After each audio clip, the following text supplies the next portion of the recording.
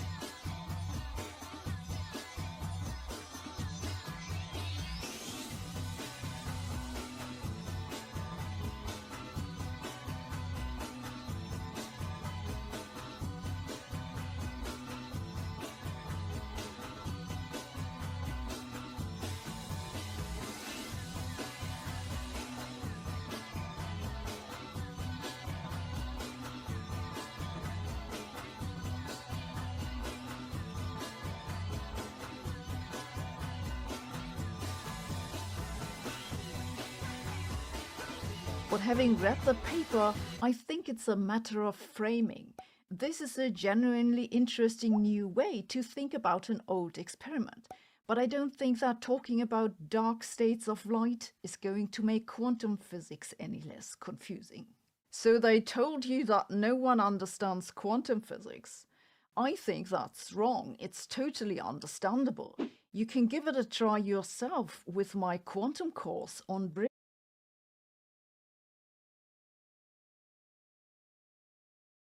Earlier this year, Microsoft unveiled a new quantum processor that they say will revolutionize computing.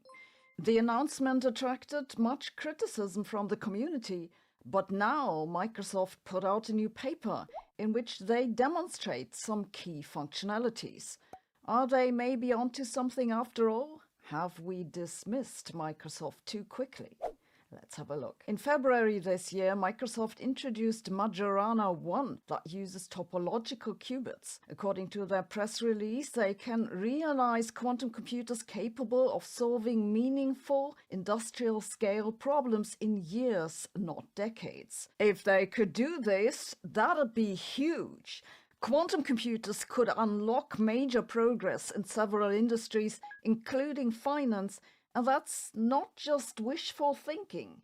If Microsoft beats them all by years, they'll get rich beyond belief. Most big companies like Google and IBM have pursued quantum computers with qubits that are superconducting circuits. Microsoft has taken a completely different approach. They want to use topological qubits. The disadvantage of those is that they're very difficult to produce, but the big advantage is that once you have them, they're less susceptible to noise, and that could help scaling them up to larger devices much faster. They want to produce the topological qubits with tiny aluminium wires cooled to about 50 millikelvin. That's colder than outer space, but still warmer than Microsoft's customer service. The press release from February was accompanied by a paper published in Nature that, however, only showed that they could produce one parity state and measure out its two values with 99% reliability. The press release was heavily criticized for overstating the case, as the paper didn't actually show they had any topological qubits. I talked about this in an earlier video. Now, researchers from Microsoft have posted a new preprint on the archive. They say that they successfully created a qubit with 4 Majorana modes and demonstrated that they can reliably read out 2 parity states. So in the February paper they had 2 values of 1 parity state.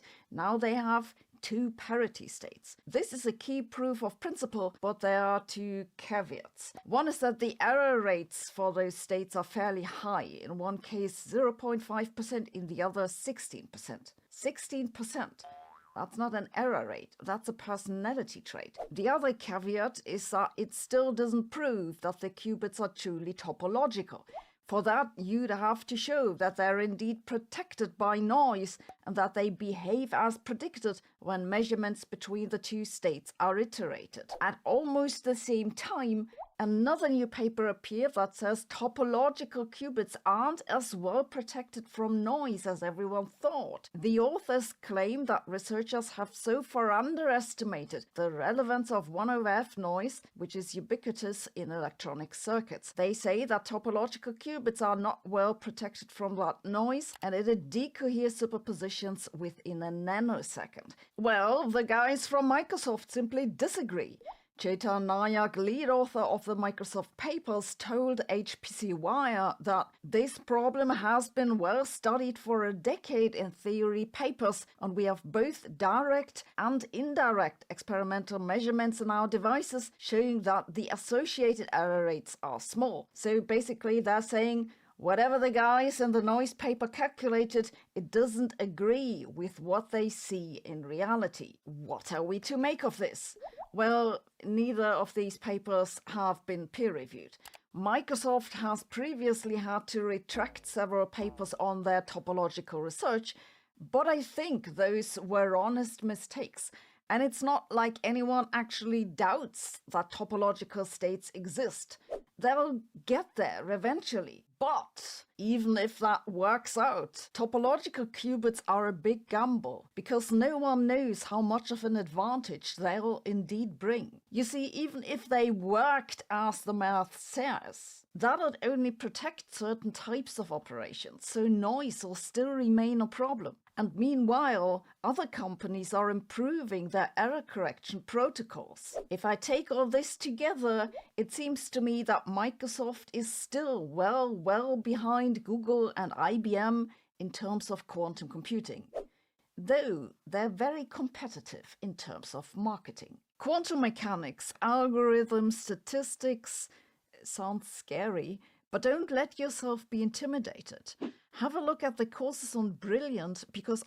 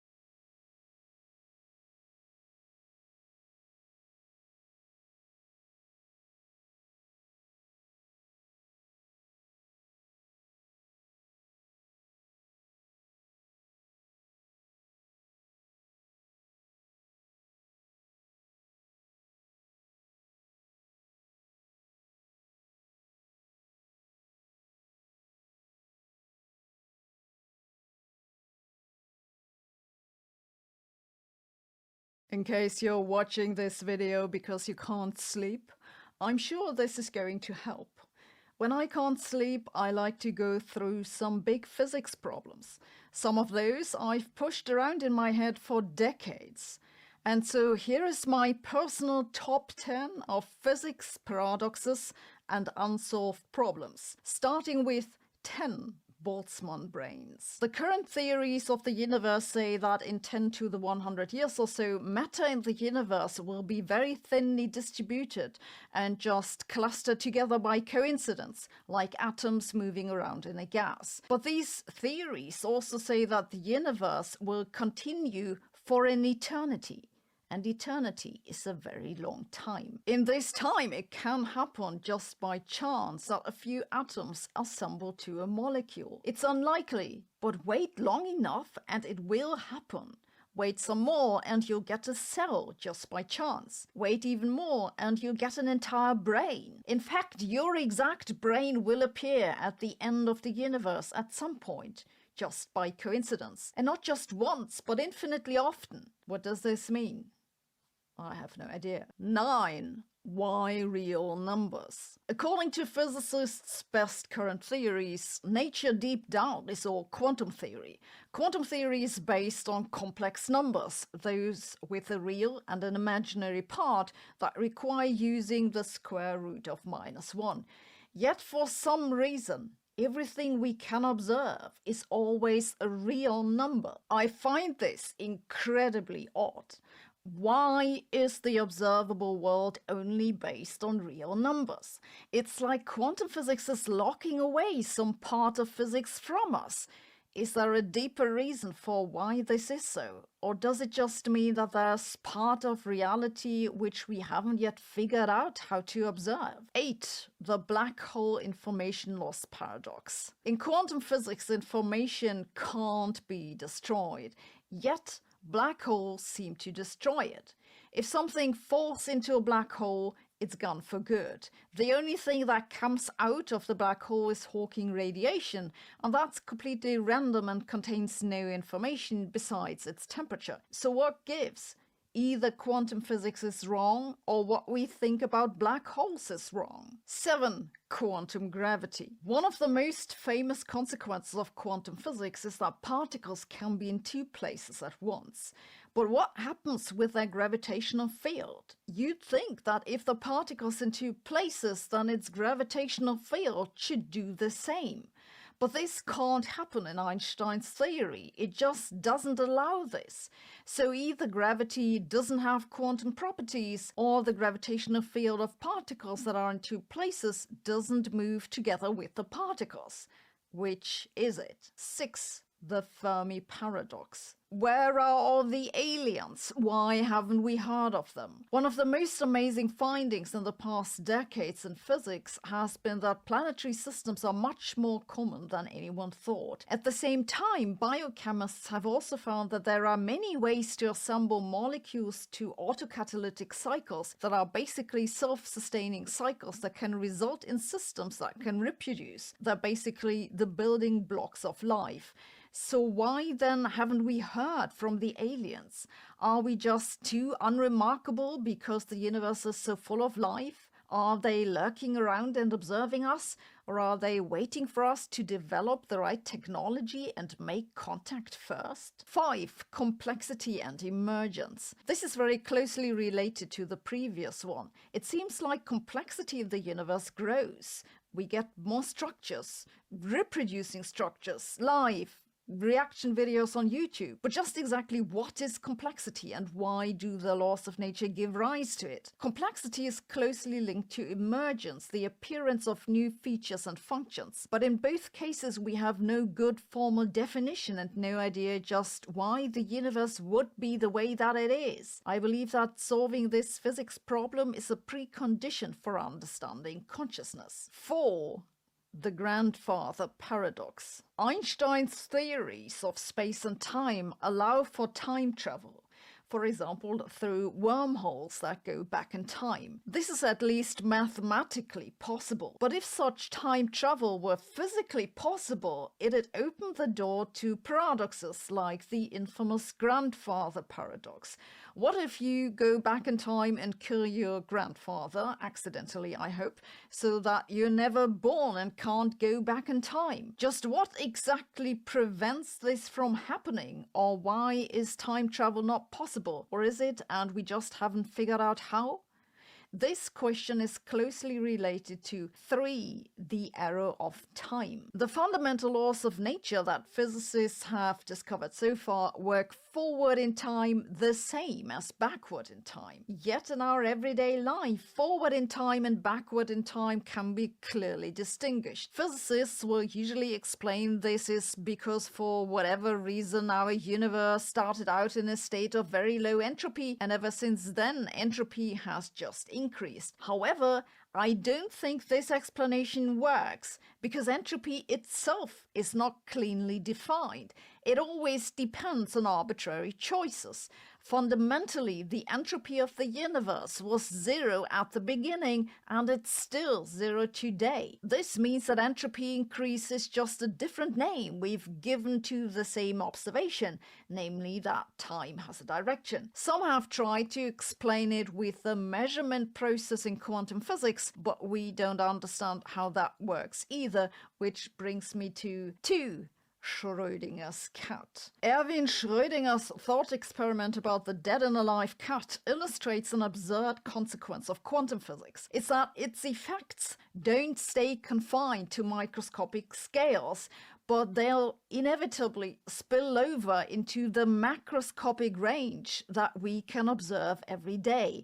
In Schrödinger's thought experiment, an atom that both decays and not, both releases a poison and not, which both kills the cat and does not. We don't observe this in reality, but why not? Clearly the quantum behavior goes away at some point, but what is it that makes it go away? Is it the size of the object, its mass? Is it, as Penrose suggests, the gravitational self-energy or something else entirely? And finally, my personal favorite one, the transporter paradox. That's the question of whether Kirk dies when he goes through the transporter. Yes, I think it's really a physics question. You see, according to physics, if you knew the positions of all the atoms in Kirk's body and their motion, you could scan that information, disassemble Kirk into atoms, beam them elsewhere, and reassemble them, in principle. Or, since atoms are all alike, why send the atoms? You can just send the information and reassemble Kirk from other atoms. But is this then the same Kirk? Or did you kill Kirk and now you have a copy? Quantum physics tells you that you can't make an exact copy of any state without destroying the original. But I think that doesn't really answer the question of what happens with Kirk. Like, internally, what's his experience? Does he die or not? I've been thinking about this for 30 years. Sleep well. But more seriously, science isn't just good for helping you fall asleep. I believe that scientific thinking is generally good for problem-solving skills. And the best place to systematically build up these skills is with Brilliant, who've been sponsoring this video. All courses on Brilliant have interactive visualizations and come with follow-up questions. What you see here is from their newly updated maths courses. No matter how abstract the topic seems, Brilliant's courses have intuitive visualizations that really click into my brain. And Brilliant covers a large variety of topics in science, computer science, and maths, from general scientific thinking to dedicated courses, just what I'm interested in. And they're adding new courses each month. Sounds good? I hope it does. You can try Brilliant yourself for free, and if you use my link brilliant.org/Sabine or scan the QR code, you'll get 20% off the annual premium subscription. So go and give it a try. I'm sure you won't regret it. Thanks for watching. See you tomorrow.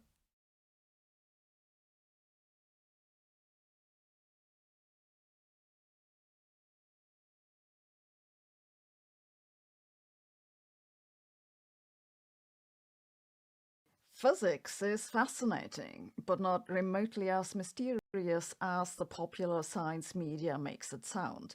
Today I want to debunk the 10 biggest physics myths, because I hope that I won't have to repeat this until the end of my life. Starting with 10.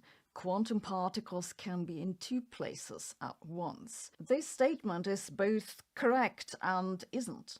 It's a weird verbal expression of a mathematical expression. The mathematical expression is that the particles described by a wave function which is a sum of two places.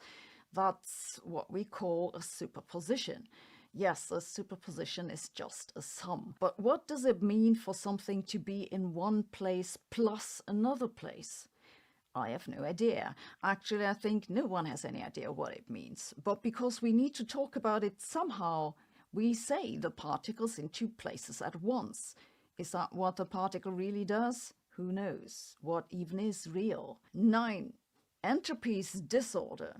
I know I've said this myself. It's because the statement makes sense if you have a careful definition of disorder. But in all fairness, it's not what we normally mean by disorder, which is why the statement is confusing. Let me give you an example. Suppose I drip dye into water. The dye will distribute almost evenly. Why?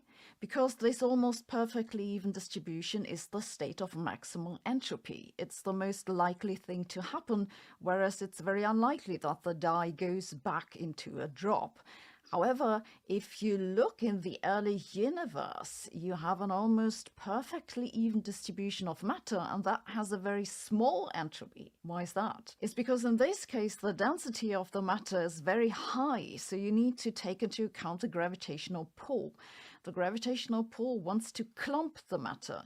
It's therefore very unlikely that it's evenly distributed, so the entropy is small. Now, I'm not sure whether you want to call an even distribution ordered or disordered. I think a case could be made for either. But regardless of which side you fall on, For one of those examples, entropy will not be described by disorder. 8. Black holes suck in matter. A black hole has exactly the same gravitational pull as a star of the same mass at the same distance. The difference is that since a black hole has a much smaller radius than a star of the same mass, you can get closer to a black hole than you can get to the surface of a star. This means that the gravitational pull at the horizon of a black hole is stronger than at the surface of a star with the same mass. But the gravitational pull of any matter is set by the strength of gravity, which is a constant of nature. It's not like black holes attract matter more strongly than anything else. Are they any more dangerous? Well, if you fall into a star, that also kills you. 7. We all move at the speed of light. This isn't so much wrong as just a meaningless statement. It's a weird way to say that if you look at our motion in space-time rather than space, that's by convention normalized to the speed of light. What does that mean? That we move at the speed of light through space-time per time? For all I can tell, it means nothing.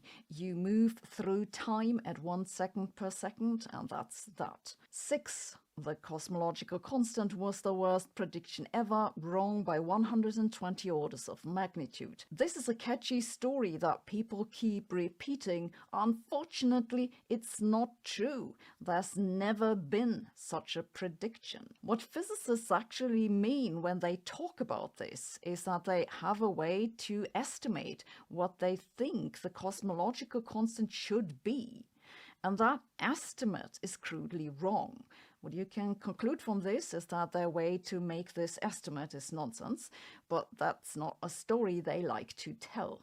I talked about this in more detail in a recent video. 5. Time stops at the speed of light. That idea is a weird way to say that light doesn't have an internal notion of time. You see, for us, time passes at 1 second a second, as I said. It's called the proper time. But for anything that moves at the speed of light, the proper time is equal to 0, always. This is why it's reasonable to say that for light itself, everything happens at once. I explained this in an earlier video. But it's not like if you run faster, then time runs slower. Time only runs slower if you accelerate. That said, I need to follow this up immediately with another common misunderstanding, that time slows down in Einstein's theory is just an illusion or an apparent effect to do with measurements. That's not true. If you have a clock that's accelerated and you compare it to one that isn't accelerated, then the accelerated one ticks slower. An important special case of this is sitting still in a gravitational field, as you probably do now, because that means you're accelerated. And the stronger the gravitational pull at your location, the slower you age. This means that, for example, time on the surface of Earth passes a little bit more slowly than on the surface of the moon. It's a measurable, real effect, but it's so tiny that it doesn't matter unless you need to synchronize something to nanosecond accuracy. This is why NASA wants to introduce a moon time that's separate from Earth time, because these two times can't be synchronized. They just run at different speeds. 4. Quantum particles exchange information faster than light. No, they don't. I think the reason people get confused about this is because of all the talk about Einstein's spooky action at a distance, that if you trust the popular science headlines, has been proven to exist. But that's not the case. What's been proven to exist is entanglement. That's a correlation, and it's not Einstein's spooky action. No, entangled particles do not non-locally influence each other. No, they don't. And no, you can't use them to send information faster than light. No, the so-called quantum teleportation is not an exception. In fact, there is a mathematical theorem which formally proves that no matter what experiment you do or what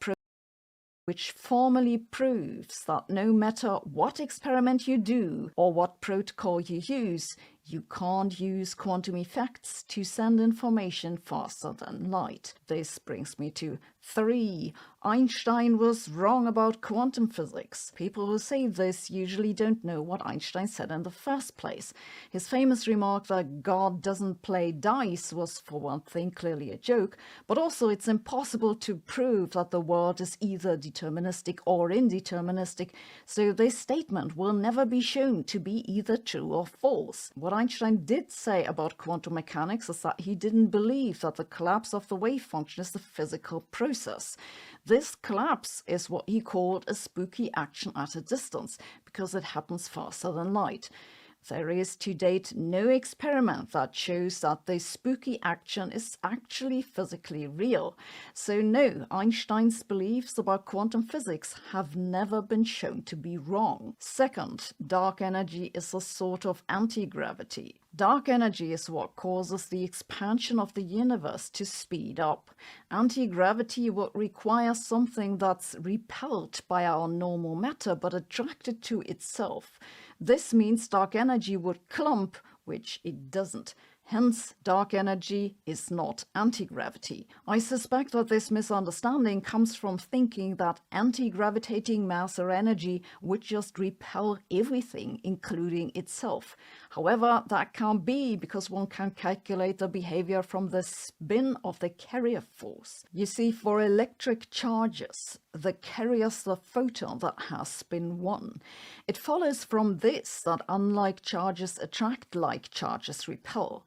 For gravity, the carrier force has spin 2, and it's the other way round. Like charges attract, unlike charges repel, where the charge is now the mass. You find that calculation in the Feynman lectures. Why have we never observed anti-gravitating mass? Good topic for your PhD thesis, maybe. And finally, number 1. Faster than light travel is incompatible with Einstein's theories. That isn't true. You can totally have faster than light travel in Einstein's theories. What is true is that Einstein's theory also tells you that it takes an infinite amount of energy to accelerate from below the speed of light to above the speed of light. Doesn't that kind of mean the same thing? Isn't Sabine just nitpicking here? No, I think this distinction matters, because in any other instance in which physicists encounter something becoming infinitely large, they say that's not physically real. It just means that the theory breaks down. I think it's the same for faster than light travel. It's not impossible, just difficult. Did I miss any major physics myth? Let me know in the comments. The bigger message for today is that learning physics from the popular science media is not the best way to go about it. If you want to brush up your physics skills, I recommend you check out Brilliant. Brilliant offers courses on a large variety of topics in science, computer science, and mathematics. All their courses have interactive visualizations and come with follow-up questions. Whether you want to learn to think like an engineer, brush up your knowledge of algebra, or want to learn coding in Python, Brilliant has you covered. It's a fast and easy way to learn, and you can do it whenever and wherever you have the time. And they're adding new courses each month. I really enjoy the courses on Brilliant because they convey a lot of knowledge very quickly. If that sounds like the right thing for you, use my link brilliant.org/Sabine to give it a try. First 30 days are free, and with this link you'll get 20% off the annual premium subscription. It's an easy way to learn more and to support this channel. Thanks for watching. See you tomorrow.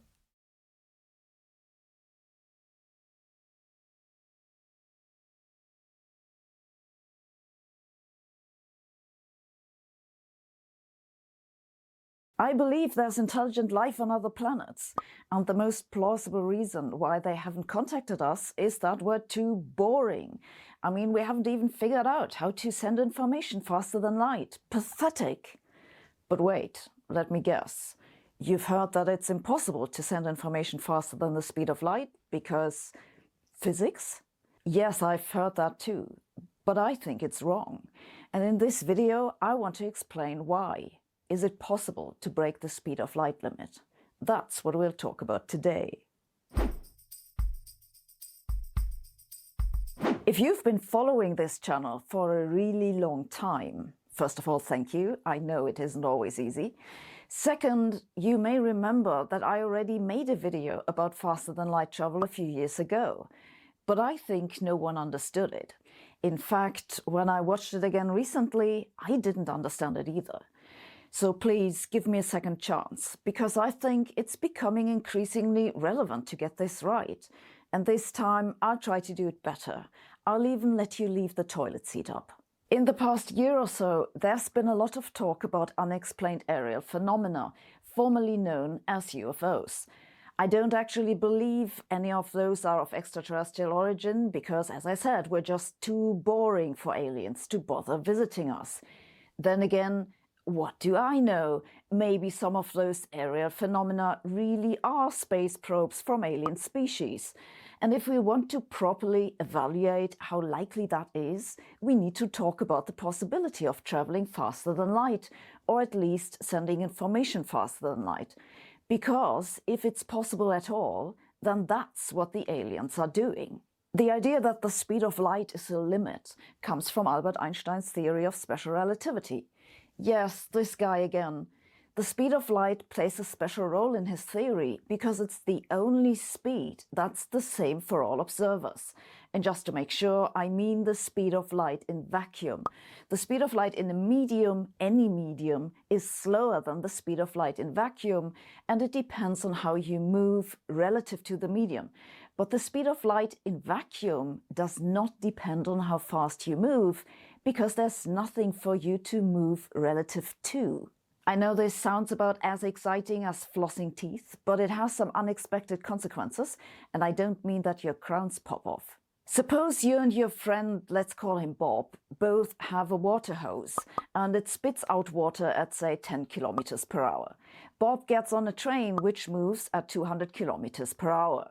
If you live in the United States, make that 20. Then he turns on his water hose again. The water moves with 10 kilometers per hour relative to him. But how fast does it move relative to you? You'd expect it to be the speed of the water plus the speed of the train, right? Now imagine you don't have water hoses but laser pointers. They send out light with, well, the speed of light. Your friend Bob gets on a train again, in vacuum of course, because this is theoretical physics where people don't breathe, cows are spheres, and 3 is either equal to pi or infinity depending on who you ask. How fast do you see the light of Bob's laser?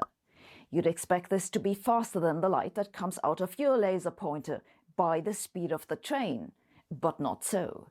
It moves with the exact same speed as yours, because the speed of light is always the same. This is what was confirmed with the famous Michelson-Morley experiment, and it has a very odd consequence. You can't catch up with light. It doesn't matter how fast the train is, light will still move away from it with the speed of light. If that didn't make your crowns pop off, you've probably heard it so many times before that you've forgotten how remarkable it is. That, or you have a very good dentist. We can quantify the difficulty of catching up with light by asking how much energy it takes to accelerate an object. Let's suppose the object has a mass m. This mass corresponds to an energy which is given by the most famous equation ever, E equals mc squared, where E is the energy and c is the speed of light. But now we accelerate this massive object from 0 velocity to some other velocity, v. The energy you need for this acceleration is the total energy of the object at the new velocity minus the energy it previously had. In Einstein's theory, the total energy of an object that moves relative to you with velocity v is given by this expression. Now, if you want to know the kinetic energy, you take this and subtract the same expression for 0 velocity. So you get this somewhat messy expression, but don't despair, it isn't as bad as it looks. For one thing, when the velocity v is much smaller than the speed of light, then the ratio v over c is much smaller than 1. In this case, the complicated thing with the square root is approximately 1 plus 1/2 v over c squared. The 1 cancels out and the c's cancels out, and you get 1/2 mv squared, which you might remember is just the kinetic energy. But we're more interested in the case where the velocity gets close to the speed of light. So v over c gets close to 1. Then this factor gets close to 0, and the entire energy gets close to 1 over 0, which is infinity. This means if you want to accelerate an object until it reaches the speed of light, you need an infinite amount of energy. Another way to put this is that the only way you can move at the speed of light is when your mass is 0. Even a keto diet isn't going to do that for you. This is where the idea comes from that the speed of light is a limit that you can't cross. But this argument has some issues. The first issue is that it doesn't mean faster than light travel is forbidden in Einstein's theory. Indeed, his theory is entirely compatible with faster than light travel. The problem seems to be instead that you can't accelerate from below the speed of light to above the speed of light. It's more like a barrier than a limit. The second issue is more a peculiarity. It's that on all other occasions, when physicists see some quantity go to infinity, they'll tell you that infinity is unphysical and a sign that the math doesn't properly work. Big Bang, black holes, non-renormalizable effective field theory, whatever. If there's a singularity, they'll say it's a mathematical artifact and not real. They don't say that in this case, and I think they should. The third issue is that we have a counterexample to the claim that one needs an infinite amount of energy to reach the speed of light, which makes the argument extremely suspect. But to see why I say this, I first need to tell you where mass comes from. No, it's not too much cheese, it's simpler than that. Most of the mass of objects around you isn't really mass, it's binding energy. You see, almost the entire mass of atoms is in the nucleus. The nucleus is made of neutrons and protons, and the neutrons and protons are each made of 3 quarks. For the neutrons, that's 2 down and 1 up, and for the protons, it's 2 up and 1 down. Quarks, not thumbs, I mean. The quarks do have masses, but if you add them together, the sum is far less than the mass of either the neutron or the proton. Instead, most of the mass of neutrons and protons is the binding energy from the strong nuclear force that holds them together. We interpret it as mass because E equals mc squared, but this means it's really odd to put the mass of an object into this equation in Einstein's theory. Because really, if you look at the object microscopically, most of it isn't mass. And yes, that means most of you isn't mass either. You're almost entirely made of pure energy. Though when I see how much time you spend watching YouTube, I find that hard to believe. What's with the remaining mass, the part that isn't binding energy?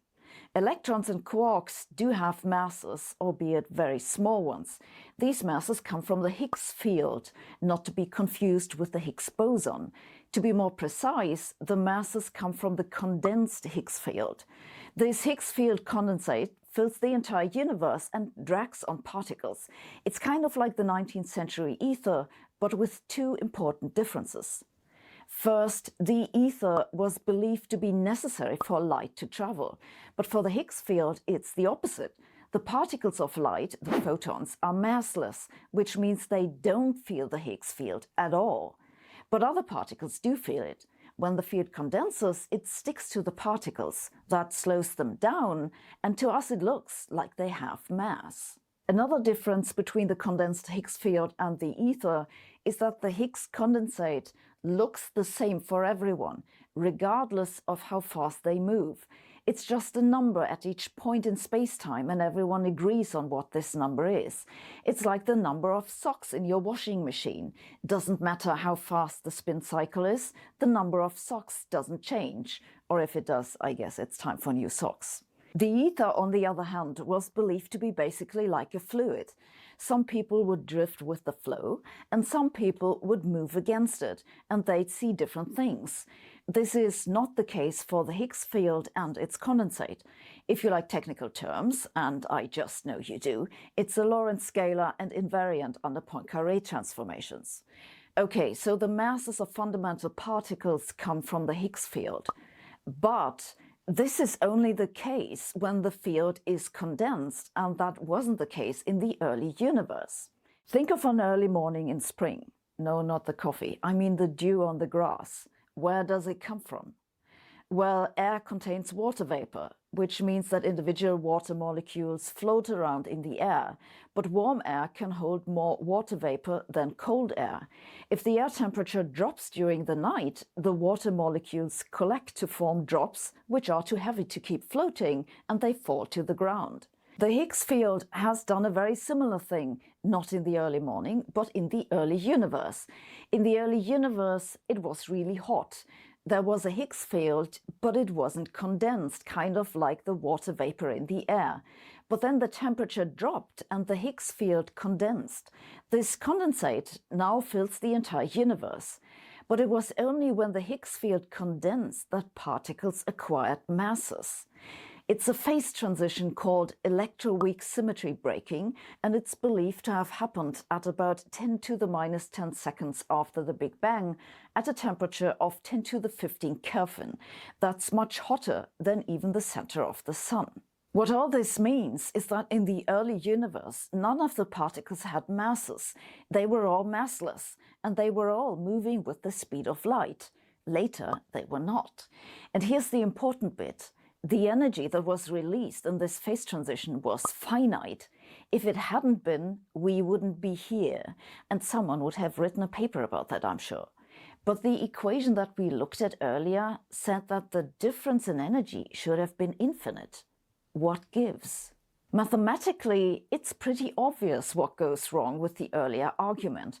If you look at this equation again, you see that if this factor goes to zero, but the mass also goes to zero, then the ratio can well remain finite. This doesn't help us at all to travel at the speed of light, because we can't just uncondense the Higgs field. Even if we could, it'd basically evaporate the traveler, and I mean, I'm not a doctor, but that's probably not healthy.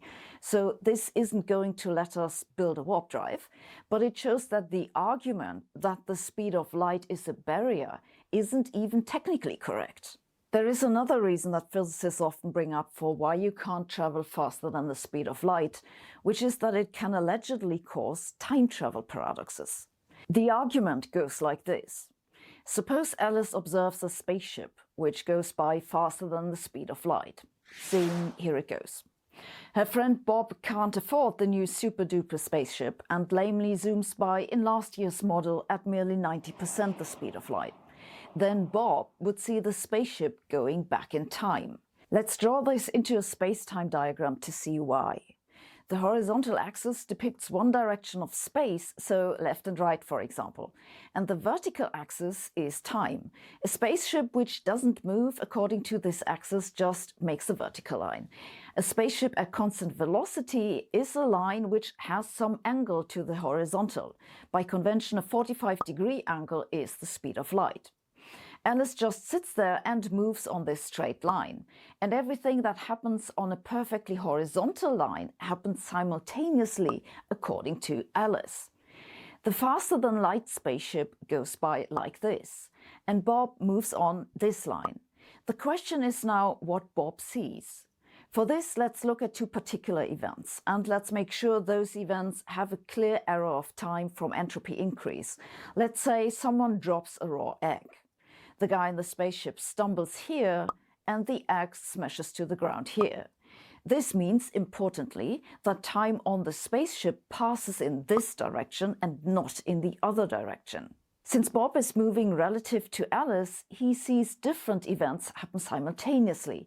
I explained this previously in my video on why the past still exists. So, well, either take my word for it or watch the other video. For Bob, events that happen at equal times are on these straight lines, not on horizontal lines. You can then see that for Bob, the order of events is that the egg first smashes to the ground and then gets dropped. It seems that for Bob, the time order on the faster-than-light ship is reversed. Crazy. The first reaction you may have to this is, who cares what Bob sees? I mean, you can watch this video in reverse, and that doesn't mean I actually spoke in reverse. Fair enough. The second reaction is to point out that this isn't what either Alice or Bob see anyway. You can't see a faster-than-light ship coming for the same reason you can't hear a supersonic plane coming. What do you want to see it with? Instead, both Alice and Bob will only see the spaceship after it's gone by, and then they'll see it moving away in both directions. And again, you can say, so what? I mean, gravitational lensing distorts galaxies into rings, all right, but that doesn't mean the galaxy is a ring. It's just some weird trick on our perception. And that's entirely correct. But, you know, physicists have noticed that too. Thing is, this wasn't the entire argument. There's a piece missing, which goes like this. Imagine you're Bob, and there's really a spaceship that can go faster than light, and according to you, that goes back in time. Let's not ask what this means, but what you can do with it. If the time on the spaceship really goes forward this way, then you can give a message to the guys as they come by. They take your message to Andromeda, hand it over to another faster-than-light spaceship, and the second ship brings the message back to you. It would then arrive before you send it. This means you could send messages to yourself back in time, and that causes a lot of trouble. Imagine that this video greatly disturbs you and you send a message to your younger self to not watch it. Then you'd never have sent the message in the first place. So did you or didn't you watch it? This type of construction is also called a time-like closed loop. It's a loop in time. The argument then concludes that if faster-than-light travel was possible, that'd lead to causality paradoxes, so it must be impossible. But this argument is also wrong. The reason is that just because, according to Bob, there's a spaceship going that way with a time that goes forward on the spaceship in a direction that Bob calls backwards in time, that doesn't mean if a spaceship goes that way, then its internal forward in time direction would be that way. If the time direction on the ship goes that way, they can't deliver a message to your younger self. Instead, your younger self can send a message there, and nothing's weird about that. Physicists do have a reason to assume that time on the spaceship could go this way, but it's not a good reason. It's because in special relativity, all observers must be treated the same way. In special relativity, if you think that this is possible, then that must also be possible. But special relativity is special because it doesn't contain gravity, and this means it doesn't actually describe reality. For this, we need general relativity. And while the time travel argument is correct in special relativity, it is not correct in general relativity. I know this video is some tough going, so let's stop for a moment to appreciate where we are. I summarized the usual argument for why faster-than-light travel leads to time travel paradoxes. I'm about to explain why this argument doesn't apply in the real universe. The usual argument uses special relativity, according to which only relative velocities are physically relevant. In special relativity, you can't be at a velocity of absolute zero. That just makes no sense. But the real universe contains stuff, as you've probably noticed. You can take all this stuff, calculate the average velocity that it moves with, and then you can define absolute rest to be motion that has no relative velocity to the average of all that stuff. Since you like technical terms so much, it's called the co-moving frame. It's the reference frame that moves along with matter in the universe.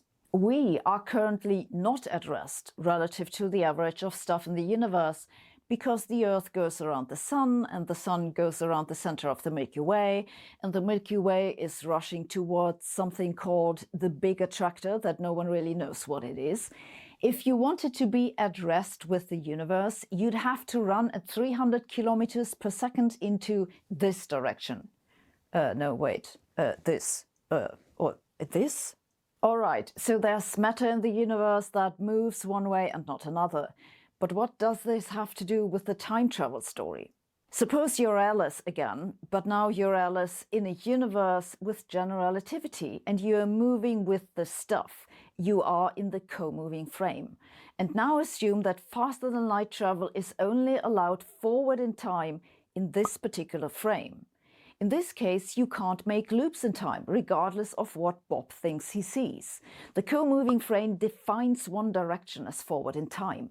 The only thing Bob can do is send two signals to Andromeda, and there's nothing paradoxical about that. You may wonder now what the motion of matter should have to do with the possibility of faster-than-light travel. This is a very good question, to which the answer is quite possibly nothing. I just used this as an example. It's an example to show that faster-than-light travel does not necessarily imply time travel paradoxes. The latter just doesn't follow from the former. To add one final reason why you shouldn't trust the argument that faster-than-light travel is impossible is that we know our current theory of space-time, general relativity, can't be correct because it doesn't work together with quantum theory. This is why we need a theory of quantum gravity, and we still don't have one. We know, however, that causality and locality become really screwed up in quantum mechanics, and the same is probably the case in quantum gravity. This is why I think it's extremely implausible that any argument about faster-than-light travel would survive in the to-be-found theory of quantum gravity. Of course, you already knew that no one's figured out how to travel faster than the speed of light yet, but I hope I've managed to convince at least some of you that the formal reasons you may have heard against it are on shaky grounds. This is why I believe physicists should think a little harder about faster-than-light travel. At the very least, then maybe humans wouldn't be so boring. When I was in middle school, my physics teacher told me that very few people understand Einstein's theories. Maybe that was once correct, but I can very confidently tell you that it's no longer the case today. I believe that everyone can understand Einstein's theories today, but passively watching YouTube videos won't get you there. You have to actively engage with the material. Our sponsor Brilliant can help you with that. Brilliant.org offers courses on a large variety of subjects in science and mathematics, and they add new content every month. The great thing about their courses is that they're all interactive with visualizations and follow-up questions, so you can check your understanding right away. To get some background on the physics in this video, check out, for example, their course on special relativity. It'll shed light on how it really works with the reference frames and the Lorentz transformations. When I need to freshen up my knowledge or want to learn something new, first thing I do is look it up on Brilliant.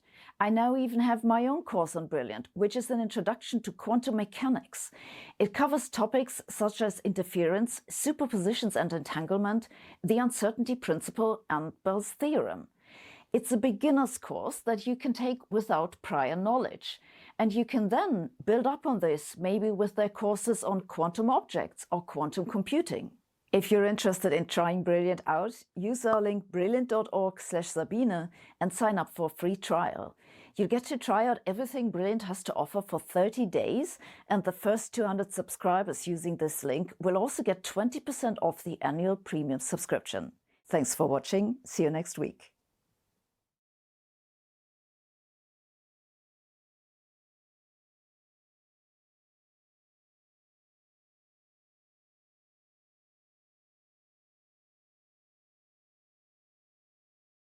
According to the headlines, last year's Nobel Prize in Physics was awarded for showing that the universe is not locally real, or for spooky quantum behavior and spooky action at a distance, or for exploring quantum weirdness. What's that supposed to mean? Is the universe really not locally real, or not really local, or not really real? That's what we'll talk about today.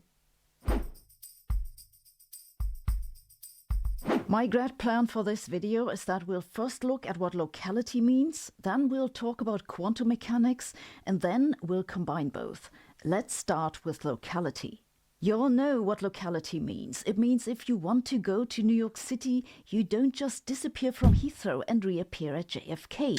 You must get on a plane, fly in a seat through the sky, and then drag yourself into the immigration queue at US Customs. There's no instantaneous going anywhere. It's not just travel, it's generally any interaction. You can only act on things next to you. And it's not just you. No, really, I swear. Anything can only interact with things right next to it. This is what we mean by locality. Non-locality would basically be a portal. Something goes in and instantaneously appears elsewhere. Now, if you could travel non-locally, that might allow you to go faster than light, but it doesn't necessarily have to. Alice could go to Tokyo faster than light without taking a portal. Bob could go through a lame portal that brings him to New York even later than Air France and leaves his bag in Paris again. So, non-locality and faster-than-light travel are two separate things. But the two are related in that Expedia isn't offering either. Maybe more importantly, though not unrelatedly, neither of them is allowed in Einstein's theories of space and time. Yes, that guy again. We can make a little drawing to see what this means. This is a space-time diagram.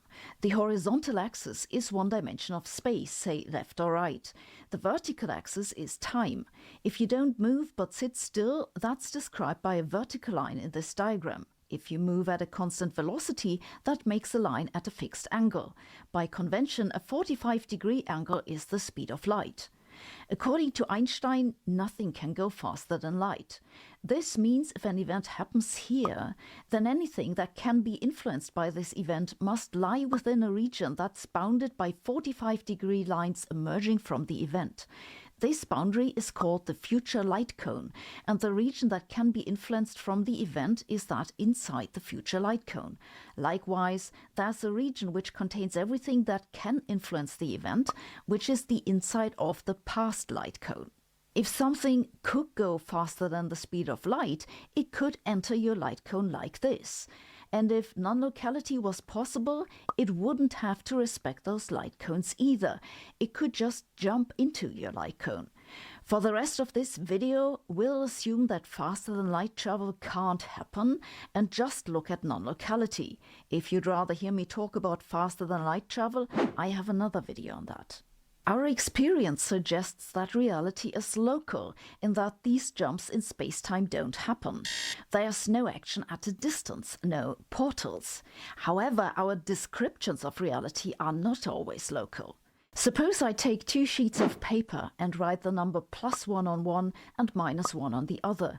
I put them in two identical envelopes. Then I send one to Alice in Tokyo and one to Bob in New York, who is still waiting for Air France to deliver his bag. Alice and Bob both know what I did, but not what's in their envelope. Either the +1 went to Bob and the -1 to Alice, or the other way around. It's a 50-50 chance. But the moment Alice opens her envelope and finds +1, she knows that somewhere in New York there's an envelope with the number -1. You probably didn't find this particularly remarkable. Well, what did you expect clicking on a video about locality? Only so much I can do to spice it up. Remarkable or not, this simple example will be useful later. Thing is, these numbers in these envelopes are correlated. You don't know what either is, but if you know one, the other one is not random anymore. And this correlation can stretch over a distance. If you learn what one number in this correlated pair is, you learn something about the other number elsewhere instantaneously. You could call that a kind of non-locality, but it's not an action at a distance. The only action that happens is an update of knowledge about something elsewhere. The action itself is completely local. It happens in Bob's brain, or Alice's, unless maybe they've become so bored by my number games there isn't anything left of their brains. So the lesson of the first part is, there are two types of non-locality. The one is a physical non-locality, an action at a distance, which is like something going through a portal. The other is a non-local correlation that allows us to acquire knowledge about what happens elsewhere. But in this case, the only physical changes are local. Let's then talk about quantum mechanics. In quantum mechanics, everything is described by a wave function, usually denoted with the Greek letter psi. The wave function is a device that we use to calculate the probability of getting a particular measurement outcome, but it doesn't predict the outcome with certainty. We say that quantum mechanics is not deterministic. Imagine, for example, you have a single quantum of light, a photon, and you send it through a semi-transparent plate. If you still have the space-time diagram in your head, please take it out and put it aside for now. This illustration just shows two dimensions of space. Think tabletop. The photon has a 50% probability of going through the plate and a 50% probability of being reflected. So long as we don't observe the photon, its wave function changes locally from one place to the next by spreading into these two directions. But once we make a measurement, we know where the photon went. Then the probability jumps to 100% on the one side where you've measured it and drops to 0% on the other side. This is like when Alice opens her envelope and sees the number +1. Now she knows that the probability that Bob had +1 is 0. And like Alice adjusts her probability for Bob when she opens the envelope, once we measure the photon on one side, we have to update the wave function to reflect this change in probability on the other side. Why? Because otherwise it doesn't agree with our observations. This update is also sometimes referred to as the collapse or reduction of the wave function, and it's non-local. You make a measurement in one place and the wave function changes elsewhere. So quantum mechanics is non-local in some sense. The question is, in which sense? As we saw previously, just because you gain knowledge about something that happened elsewhere doesn't mean there was a non-local action. Maybe the wave function just describes knowledge rather than being real itself. Maybe the photon really went one way or the other. You just didn't know it, and the measurement revealed its real state. Being a wave function isn't easy. Not only do people reduce and collapse you, they also then argue that it doesn't matter because you aren't real. The quantum mechanical version of the envelope example goes like this. Imagine you have a particle with spin 0 that decays into two particles that can each either have spin value plus or minus 1. One flies to the left, the other one to the right. The total spin is conserved in the decay, so you know that either the particle going left has spin value +1 and the one going right has -1, or the other way around. But you don't know which has which spin. These two particles are entangled. Entanglement is a correlation, like the correlation between the numbers in the envelopes. And like the correlation between the envelopes, it can stretch over a distance. The difference between the two cases is that if you think that quantum mechanics describes all there is, then before you make a measurement, the particles really are in both states at once, and then the update is really physically non-local.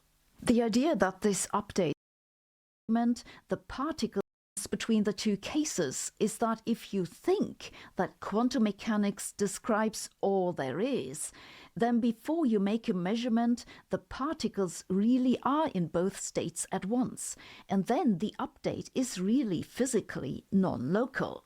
The idea that this update is physically real is what Einstein called a spooky action at a distance. He thought that can't be right. Einstein believed that the real process must be local, and that the update just revealed something you didn't previously know. That something you reveal in a measurement is usually called the hidden variable. It could be, for example, the value of the spin that the particle really had before you did the measurement and found out what it is. Bohr held against that.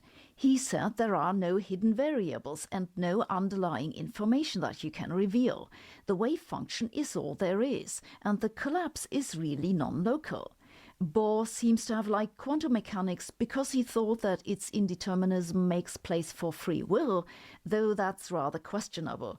We just talked about that a few weeks ago. Einstein did not use the phrase spooky action at a distance to refer to entanglement. To begin with, the example in which he coined the phrase didn't use entangled particles. I went through the history in a previous video. But more importantly, entanglement has no action. It's just a correlation that stretches over a distance, like the correlation between the envelopes. When I read the headlines about last year's Nobel Prize, I got the impression that some science writers believe entangled particles are somehow mysteriously linked to each other. They seem to think that if you do something to one particle in an entangled pair, then that'll immediately affect the other one. But this isn't so. It's only when you measure one particle, then you have to update the wave function of both. So long as you don't measure them, doing something to one particle won't affect the other one. You could, for example, flip the spin of one of the particles in an entangled pair, so that one becomes -1 and the other way round. You can do that without measuring the spin, like you can do this in reality, in the laboratory, not just with mathematics. If you flip the spin of one particle without measuring it, this will not do anything to the particle it's entangled with. It's not as weird as they made you believe it is it? Okay, so entanglement is just a correlation over long distances. But does it at least allow us to send signals faster than light? Unfortunately not. It doesn't work because you can't force the outcome of your measurement on one of the entangled particles to be a particular value. It'll just be randomly distributed according to the probability given by the wave function. This means that on the other end, they won't know whether you have made a measurement any more than Bob knows whether Alice has opened her envelope. If quantum mechanics is correct, then no information can be sent faster than light. One can mathematically prove that this is the case, not just for this experiment, but for any possible experiment. It's called the no-signaling theorem. But because of this randomness of quantum mechanics, it's also rather unclear in which sense the collapse is even non-local. If making the measurement on one of the pair of entangled particles doesn't change the measurement outcome on the other one, then what is non-local in the first place? Enter John Bell. Bell tried to find a way to pin down what it means that quantum mechanics is non-local. Please put the space-time diagram back into your head because we need it again. We've seen earlier that without faster-than-light travel, everything that an event might be influenced by has to be in the past light cone. But if the theory is also local, then you don't need the entire inside of the light cone. This is because if you know what happens at one moment in time, you can calculate what happens later. If the theory is deterministic, you can calculate it exactly. If it's not deterministic, probabilistically.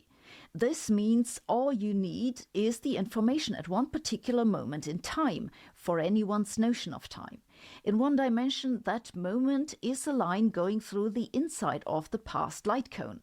In 3 dimensions, it's what's called a space-like hypersurface, just so you don't go away disappointed about the lack of incomprehensible terminology. The point is that the information at one moment in the past light cone of the event is all you need to calculate what happens at the event, if the theory is local. If the theory isn't local, then that doesn't work, because information could jump into your light cone later. Bell's insight was now that you can use this to decide whether the theory is local, and it works even if the theory has a random element. Suppose you have all available information on this slice here, and you use that to make your best prediction for what happened here. Then the theory is local if information from over here doesn't tell you anything new about what happened at A. Bell called this property local causality. If, on the other hand, the theory is not locally causal, then information can jump into the light cone after your slice, and that can tell you something about what happens at that event. Quantum mechanics is not locally causal. Think back of the earlier example with the entangled particles. Let's say they are created here. One goes left, one goes right. In the space-time diagram, this means they go diagonally, no less than a 45-degree angle. You make 2 measurements here and here, let's call them A and B. We want to know what happens at measurement A. All the information you could have about it is down here in the wave function. This wave function, as we've seen earlier, does not allow you to predict the measurement outcome at A, just the probability of a measurement outcome. It's either spin -1 or +1 with 50% probability each. Here's the thing. If you make a measurement over here at B and you find it's +1, then you know the spin at A is -1. So what happens at B does add information to the inside of the past light cone, and quantum mechanics is not locally causal. The important thing is now that local causality is a property of a model, in this case a property of quantum mechanics. The relevant question is whether it's also a property of reality. If quantum mechanics was all there is, then that'd be the case. The wave function would be how the world really works, and it would have a spooky action at a distance. But if quantum mechanics was not all there is, then the wave function down here was not the entire information. There'd be a hidden variable there from which the outcome followed. And if you had the entire information, then adding the measurement outcome from B would not provide any further information. Quantum mechanics would still not be locally causal, but reality would be. So which one's right? That's what Jean Bell was trying to figure out. Wow, you're still with me. That's lovely. I really appreciate the company. Let's look again at that semi-transparent plate because it can teach us something very important. We'll now try to build a simple hidden variables model that explains what happens at that semi-transparent plate, also called a beam splitter. We want to do this with hidden variables and we want to do it locally, so no action at a distance. The hidden variables are usually called lambda. So we'll say if lambda is 1, then the photon goes that way. If lambda is 3, then it goes the other way. Why 3 and not 2? Because I know what's coming next and you don't. Now we put 2 mirrors here and here so that the photons don't run off our screen, and another 2 semi-transparent plates there. Okay, so now we have 4 different paths, each with 25% probability. We'll give those the numbers 1, 2, 3, 4. And now we'll combine these 2 paths by directing both towards the same beam splitter. If our hidden variable explanation was correct, then we should get half of the photons here in detector A and half here in detector B. But this isn't what happens. Indeed, you have probably noticed that this setup is what's called a Mach-Sender interferometer.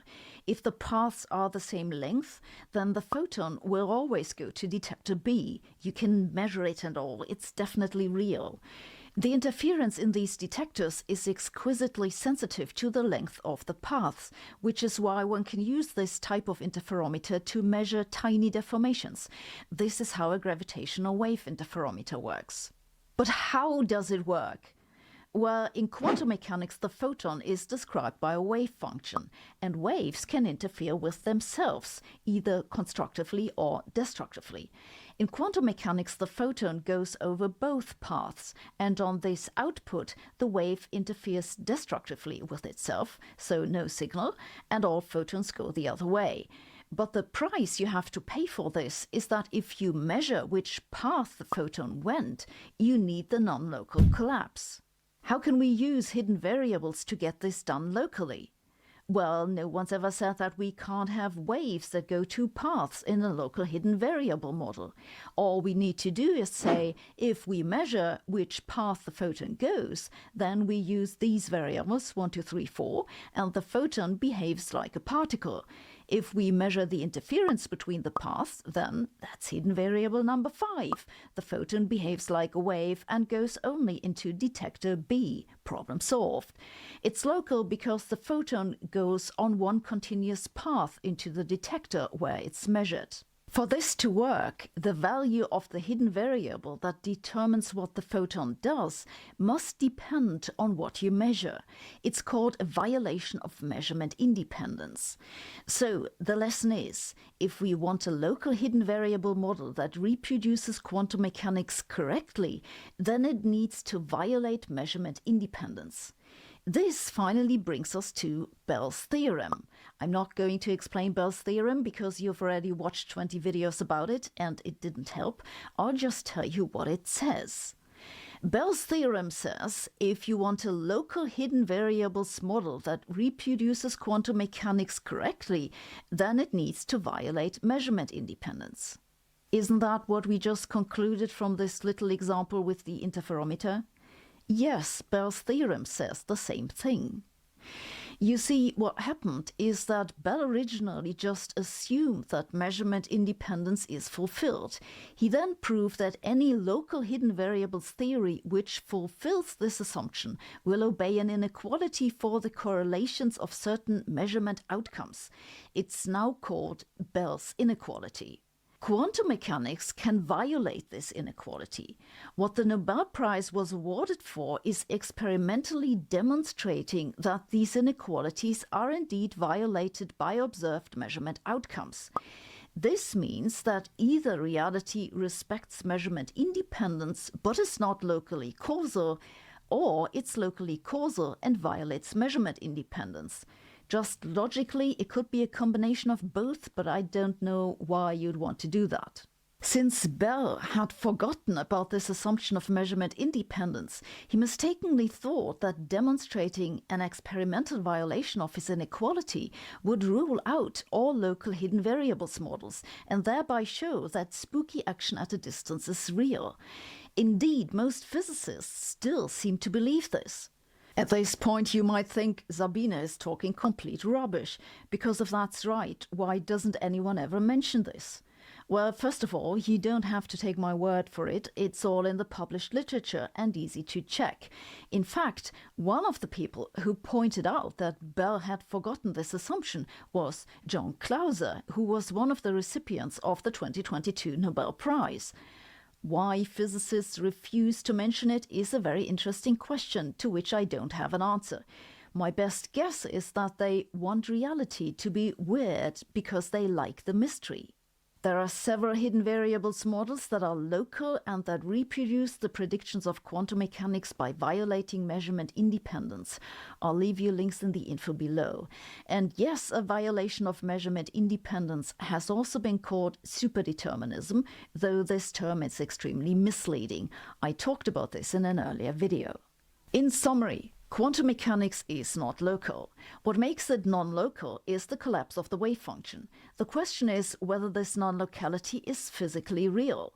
If the collapse of the wave function was a physical process, it would be what Einstein called a spooky action at a distance, and reality would be non-local. It has not been shown that this is indeed the case, no matter how many headlines say otherwise. Entanglement is a non-local correlation that can stretch over long distances, but it's not what Einstein meant by action at a distance, because there's no action in it. If you're a fan of the many worlds interpretation of quantum mechanics, you probably took issue with some things I said, but this video is already too long, so I'll talk about this some other time. If you want to hear me complain about many worlds, don't forget to subscribe. Yes, I admit there's a lot going on in this video that I only touched on very briefly. What is a wave function? How do you get probabilities out of it? How does interference work and why is it important? If you want to understand this in more depth, you can do this with my course on quantum mechanics at brilliant.org, who have been sponsoring this video. Brilliant offers courses on a large variety of subjects in science and mathematics. The great thing about their courses is that they're all interactive with visualizations and follow-up questions, so you can check your understanding right away. This is why I like to look things up on Brilliant. It's fast, it's easy, and it tells me what I need to know. My course on quantum mechanics gives you an introduction to interference, superpositions and entanglement, the uncertainty principle, and Bell's theorem. It begins from the very basics, so you don't need to bring any background knowledge. And after that, you can continue maybe with their course on quantum objects, or quantum computing, or wherever your curiosity drives you. If you're interested in trying Brilliant out, use our link brilliant.org/Sabine and sign up for a free trial where you'll get to try out everything Brilliant has to offer for 30 days. The first 200 subscribers using this link will also get 20% off the annual premium subscription. Thanks for watching. See you next week.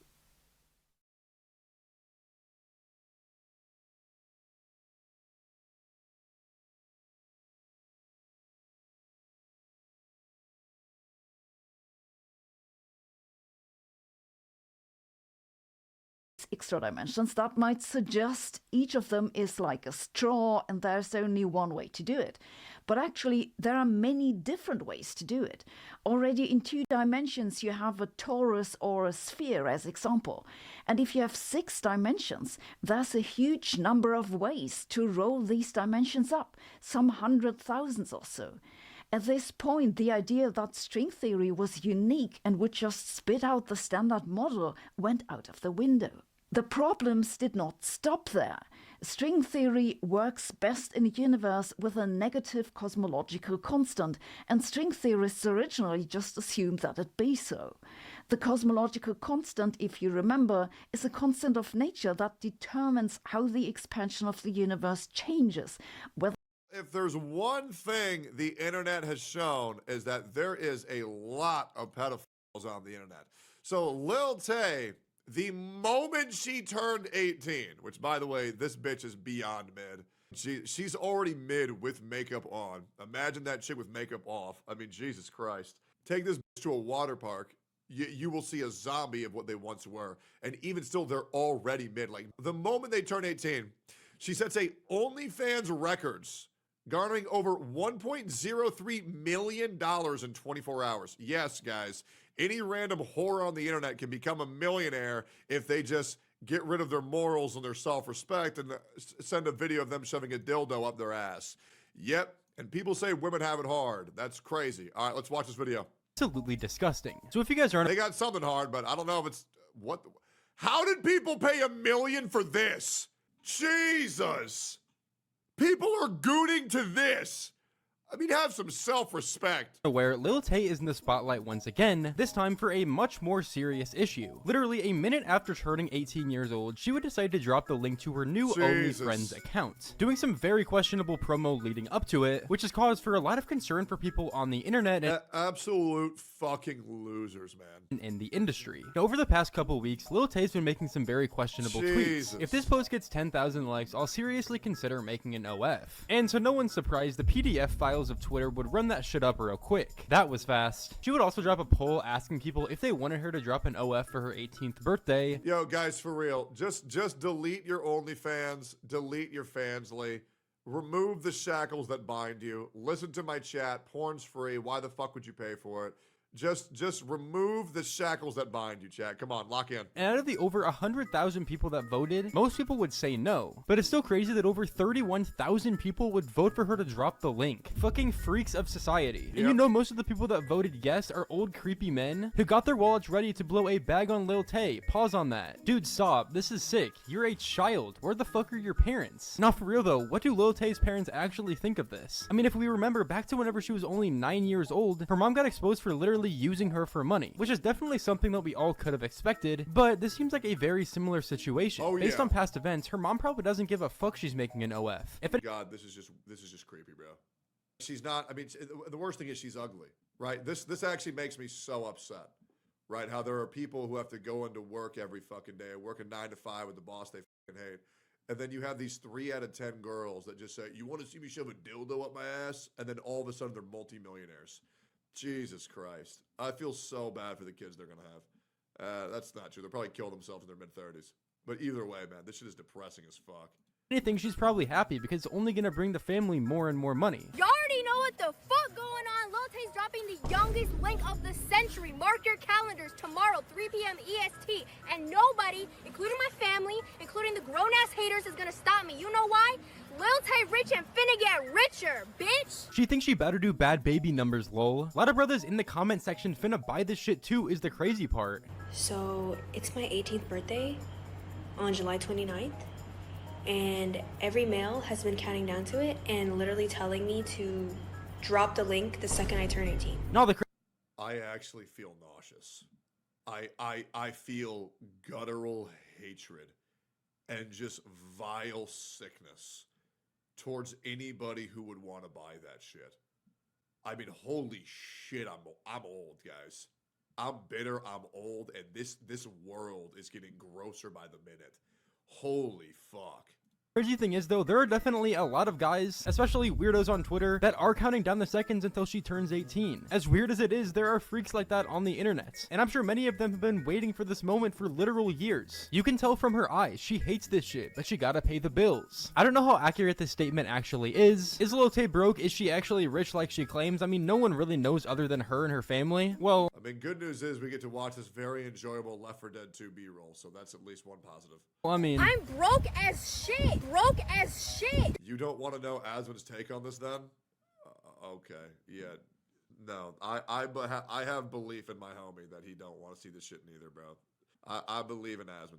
I believe that my homie he's fine, bro. but regardless, she would make an ungodly amount of money from the first 3 hours on the platform, which we'll get to later. Why are you on live and telling people you're gonna drop a fucking link? So I'm just gonna disappoint everybody that's been waiting since 2023 and even 2018 by not. Bro, what in the Americanized fucking capitalistic shit is this? Capital? What? Everything is about the bag. See what I mean? Also, did she just say she didn't want to disappoint? That was the fakest shit I've ever heard, bro. And I cannot believe people are stupid enough to believe that was real, and that was enough to get them hard, preparing their cocks to blow their load the moment Lil Tay turns 18 so they can... oh my god, dude. Everything about this chick is just inauthentic as fuck. It's disgusting. It is actually disgusting. Yeah, waiting since 2018, since the chick was 11. This is straight up fucking foul. Point the people who have been waiting since 2018? What the Jesus. fuck? By the way, how scripted did you want to make this I shit? know. I've seen porn acting better. Yep. Are you for real? Everything's about Get the out. bag. It is about the bag. You're just mad that you're broke. You're mad that no agency came to you before your 18th birthday and said, hey, we'll give you 30 to 40 mil to drop a link. Now, whenever she turned 18, Lil Tay would drop the link like she said she would, and to say it was a massive success would be an understatement. First off, her Twitter account would change to saying youngest girl on OF, freshly 18, so we clearly see what demographic she's... I shit you not, guys. I can feel my 5 strips of bacon and 4 protein waffles coming back up through my throat at the idea of this disgusting ass shit. I think it is so sad how much this will continue to poison the mind of the youth and how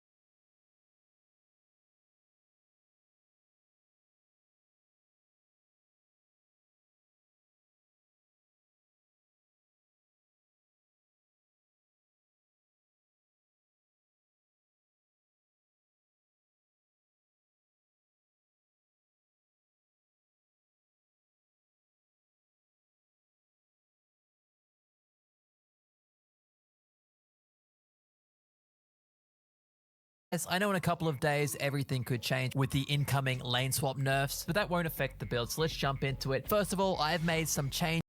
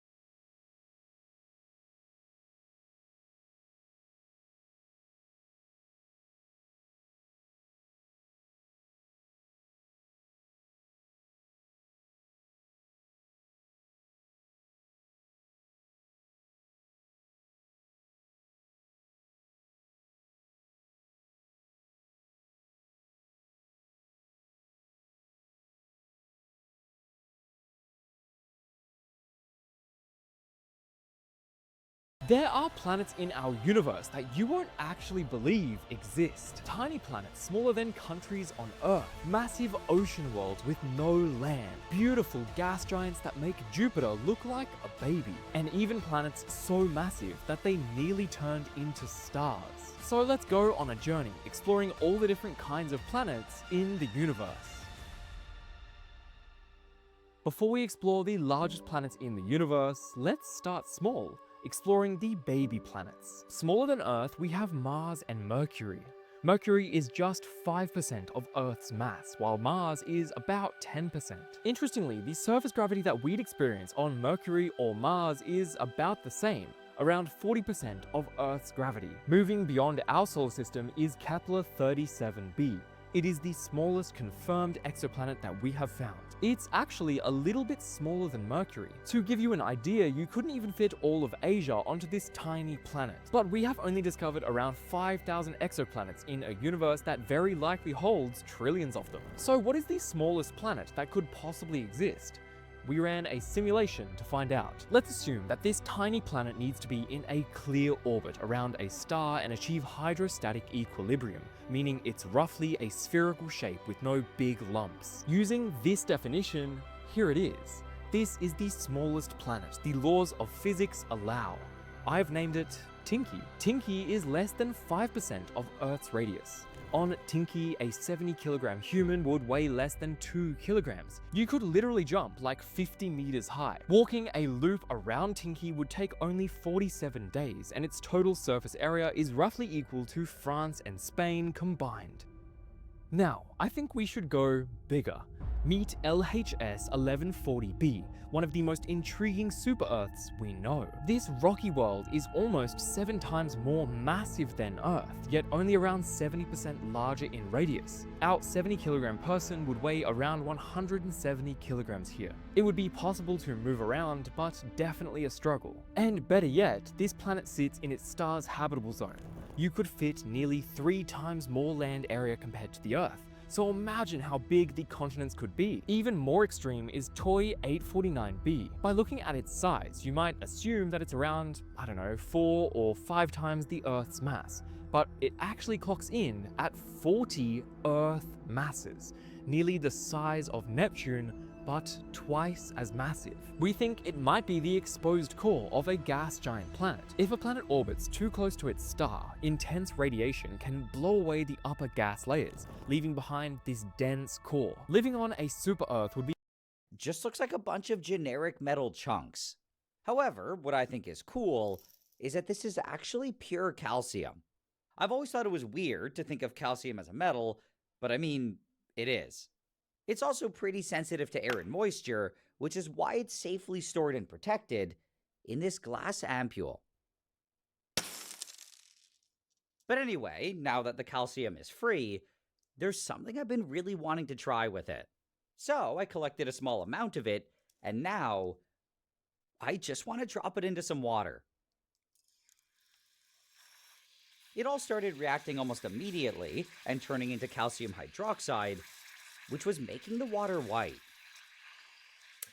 On top of this, though, it was also releasing flammable hydrogen gas, and I really like the little popping sounds. What I have here just looks like a bunch of generic metal chunks.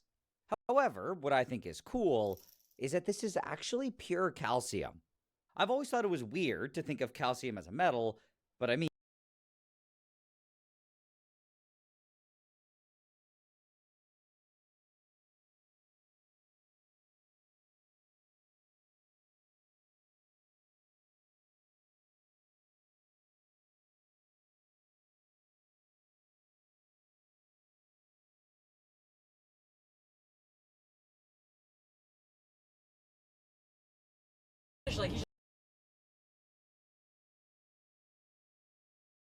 Gragas used to be like a fat Todd character, but I think they kind of reworked him to be a more muscular guy. This is original Gragas.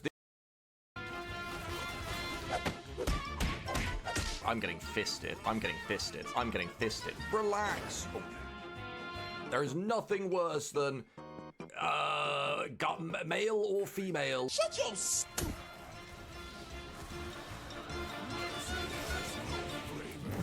I'm faking out, dude. Uh-oh. Uh-oh. I think he's got flash. And this ult is big as well. Never mind. Okay, what is going on? Oh, please, please, relax. Oh my god. Grow up.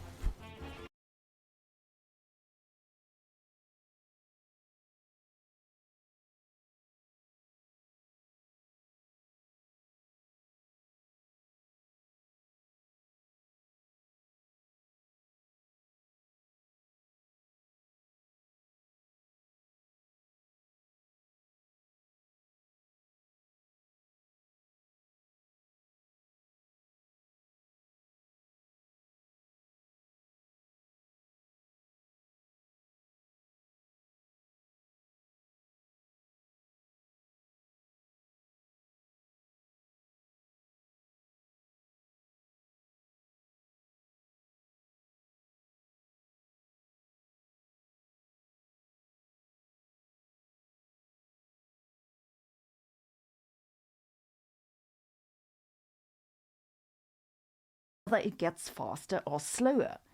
The expansion of our universe gets faster, and that means the cosmological constant is positive, exactly the opposite of what string theory requires.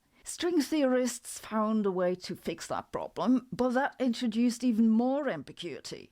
It also turned out that string theory does not actually reproduce Einstein's theory of general relativity, but gives rise to a modified version of it, which again runs into conflict with experiment unless one adds further requirements. If all of this sounds rather unappealing, it's because it is. But at this point, there were already thousands of string theorists at work, and they didn't find it unappealing at all. Because string theory had one thing going for it that I think most people don't appreciate enough. It's that string theory is mathematically an extremely rich theory. There was a lot to discover. It was completely unexplored territory. There was just so much to learn and understand, and of course to write papers about. I know this might sound a little strange, but I think this is why the string theory community grew to such large size. It's simply because it was just mathematically so rich. But all this paper writing didn't help string theorists to find that theory of everything that they'd been looking for. There were just too many versions of string theory now, an estimated 10 to the 500. And since they couldn't find one that actually reproduced the standard model and general relativity, they postulated all of them exist. This is the so-called string theory landscape. I've always found that to be a particularly idiotic move. Just because you can't figure out which theory describes reality doesn't mean all of them are real. And in any case, it didn't solve any problem because they did, as a matter of fact, not have the theory that they were looking for. In the late 1990s then, two things happened almost simultaneously that split the history of string theory into two branches. The one thing that happened was a desperate attempt to squeeze testable predictions out of string theory, which backfired, eventually leading to the string wars. The other one was Juan Maldacena's discovery that some simplified cases of string theory are similar to already known theories which describe certain types of matter. This is the so-called ADS-CFT correspondence. I'll tell you about the string wars first, and if you're still awake afterwards, I'll tell you about ADS-CFT. As we saw, string theory had been repeatedly amended to avoid conflict with experiment. Many physicists were highly critical of this procedure. Richard Feynman, for example, didn't hold back with his opinion about string theory. I think all this superstring stuff is crazy and is in the wrong direction. I don't like that for anything that disagrees with an experiment they cook up an explanation, a fix-up to say, well, it might be true. But then, in the late 1990s, a solution to string theorists' problems appeared from the rank of particle physicists. Some of them, notably Nima Akani-Hamed and Lisa Randall, argued that actually the dimensions of string theory might be so large that the Large Hadron Collider should be able to test them. At this time, the Large Hadron Collider, LHC for short, was the planned next supercollider at CERN. It was still more than a decade away from starting operations. There wasn't any reason why the dimensions of string theory should be so large as to show up there, so it was not an assumption they should have made, but the vast majority of physicists have no training in the philosophy of science, and so the idea that string theory could be tested soon became very popular very quickly. Within just a year or two, there were literally thousands of particle physicists and astrophysicists who claimed they were using string theory to make predictions for upcoming experiments. The key for getting this nonsense past peer review was to invent reasons for why this supposed evidence for string theory had not been seen so far, but would show up in the next experiment. It's always the next experiment that'll find it, and in the 1990s, that next experiment was the Large Hadron Collider. Putting string theory in a grant proposal became a way to get your research funded. I myself wrote my PhD thesis on how to test those large extra dimensions of string theory at the LHC. Then I unceremoniously dropped off the bandwagon. And would you believe it, neither the LHC nor any other experiment saw even a hint of these supposedly large extra dimensions. Still, a lot of people made career with it. Lisa Randall became one of the best-cited physicists ever for her work on it, and Nima Akani-Hamed won one of the breakthrough prizes for it. It wasn't because of the scientific relevance, there wasn't any. It was because their papers on the idea had been cited 10,000s of times by other physicists, and some people were very impressed by that. It was like they thought, if so many physicists talk about it, there must be something to it. But there wasn't anything. I wasn't the only one back then who had the feeling that something was going badly wrong in the foundations of physics. In 2006, two books appeared almost simultaneously, taking issue with string theory. One was Lee Smolin's The Trouble with Physics, the other Peter Voigt's Not Even Wrong. Smolin used the opportunity to push his own favorite approach to quantum gravity, loop quantum gravity, though it was apparent already that this wasn't going anywhere either. Voigt focused on some technical problems that string theorists, of course, claimed were solvable, though they never solved them. The fallout was rather ugly.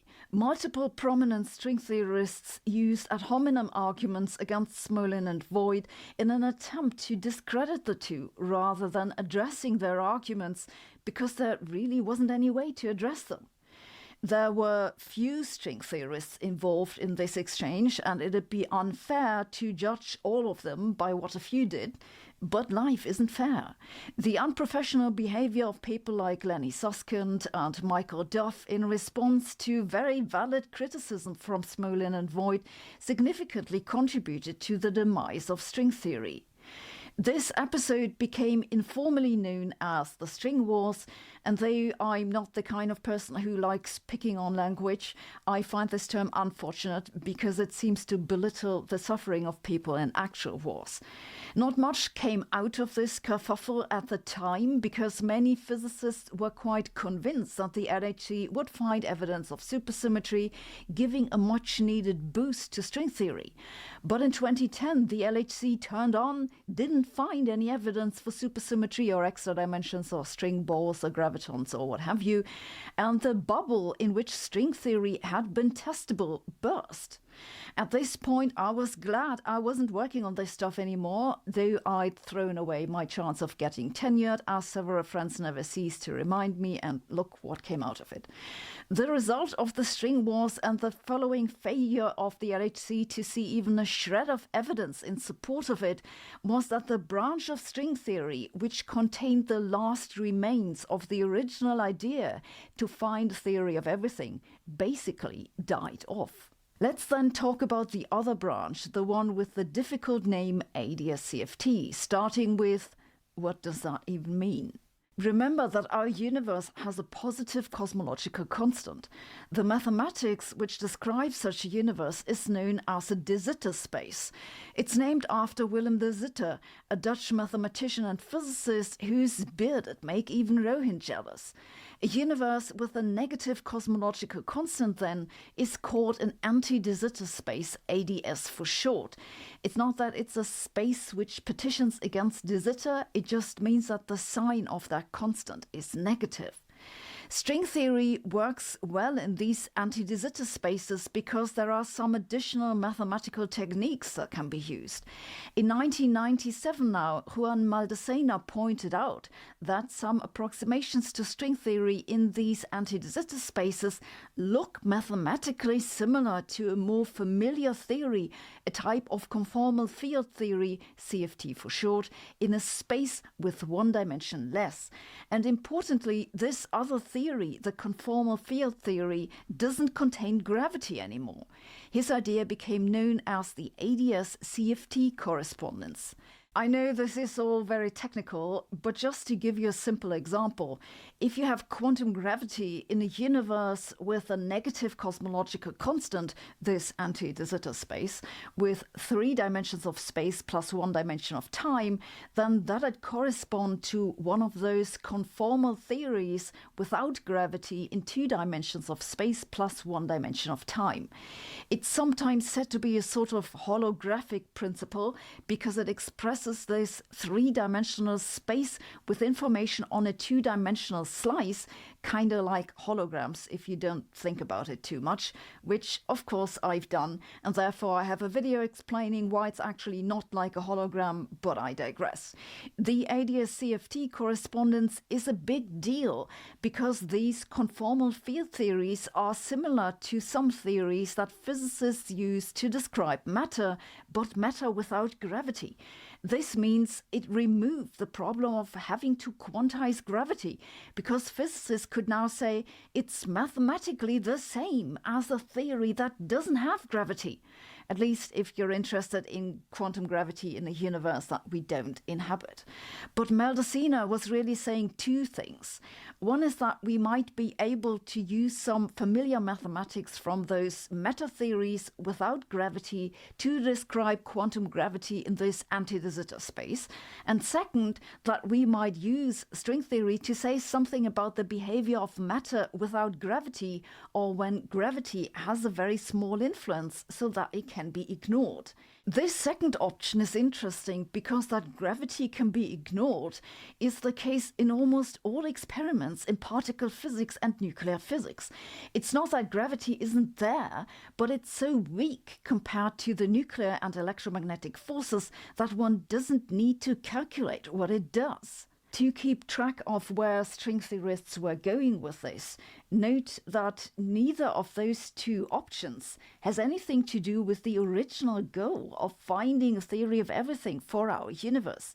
We don't live in an anti-de Sitter space, and using string theory to describe matter without gravity in our universe helps us nothing with unifying the interactions, exactly because that formulation doesn't contain gravity. For some while after Maldacena put forward his idea, string theorists would insist that actually anti-de Sitter space is kinda similar to de Sitter space, so we shouldn't worry too much about the sign of the cosmological constant. I've always found this argument funny because it's obviously wrong. There are many solutions in anti-de Sitter space which just don't exist for de Sitter space. The most famous example is what's called a planar black hole. That's a black hole for which the horizon is an infinitely extended plane. Yes, it's an infinitely large black hole. Such a thing can't exist in our own universe, and personally I think it's for the better because I'd rather not accidentally walk into a black hole on the way to the supermarket. But in anti-de Sitter space it can exist, and indeed it's used all the time in calculations. So clearly they do need the cosmological constant to be negative. If they didn't need it to be negative, why would they do it? Be that as it may, string theorists made a few attempts at using the correspondence for de Sitter space, so for a universe like our own. It wasn't very convincing, and I don't think it ever will be, but then I'm just some random YouTuber, so what do I know? And so the only thing that remained of string theory and that has survived until now is the ADS-CFT branch. There are some people left who still work on that original dream of a theory of everything, but they're few and not getting anywhere. What are they doing with this ADS-CFT stuff? Well, at first they said that it'd be useful to describe the quark-gluon plasma. That's a hot soup of quarks and gluons that probably existed in the early universe. Small amounts of it can be produced if one collides two large atomic nuclei, usually gold or lead, at high energy. They sometimes do this at the LHC. String theorists made some predictions for that. They turned out to not fit the data, and then they quietly buried the attempt. They have since claimed that ADS-CFT is good to describe some types of materials that include strange metals, some of which are high-temperature superconductors. This makes for a sexy motivation because we don't really understand what makes some materials high-temperature superconductors, and finding out would be a big breakthrough with technological relevance. But there isn't much that's come out of it either. I don't want to say nothing's come out of it, because ADS-CFT methods have indeed proved to be useful for some calculations. It's just that, it didn't exactly change the world, did it? A more recent development that started a few years ago is that some of the ADS-CFT people want to benefit from all the money that's going into quantum technologies. So they say that certain configurations of entangled qubits on quantum computers can be approximated by the CFT side of the duality, and then they correspond to a wormhole in that ADS space. This is where the story with the wormhole on a quantum computer came from. Of course, there wasn't really a wormhole in the computer.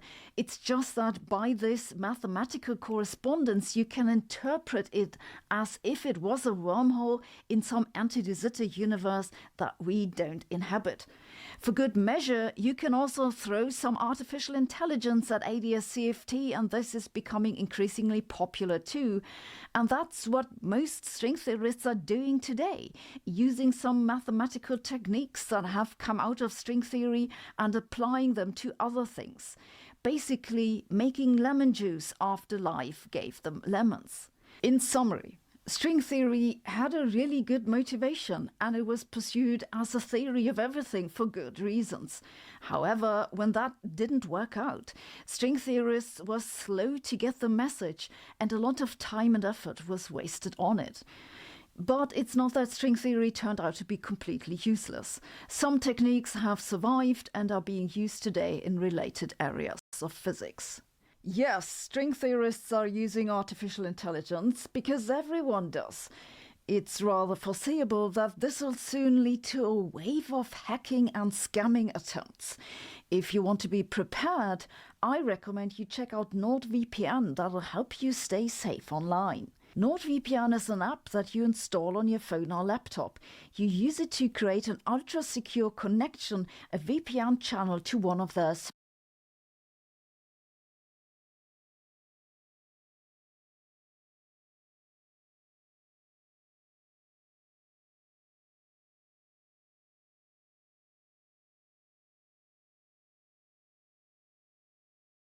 Africa's cracking. I don't mean this metaphorically. Rifts are opening as we speak, and a huge part of the continent is about to rip off and drift away, forming a new ocean basin, or so we thought, because thanks to a new study that just appeared, we now know not only just what's causing this, but we also have new clues for what's likely to happen next.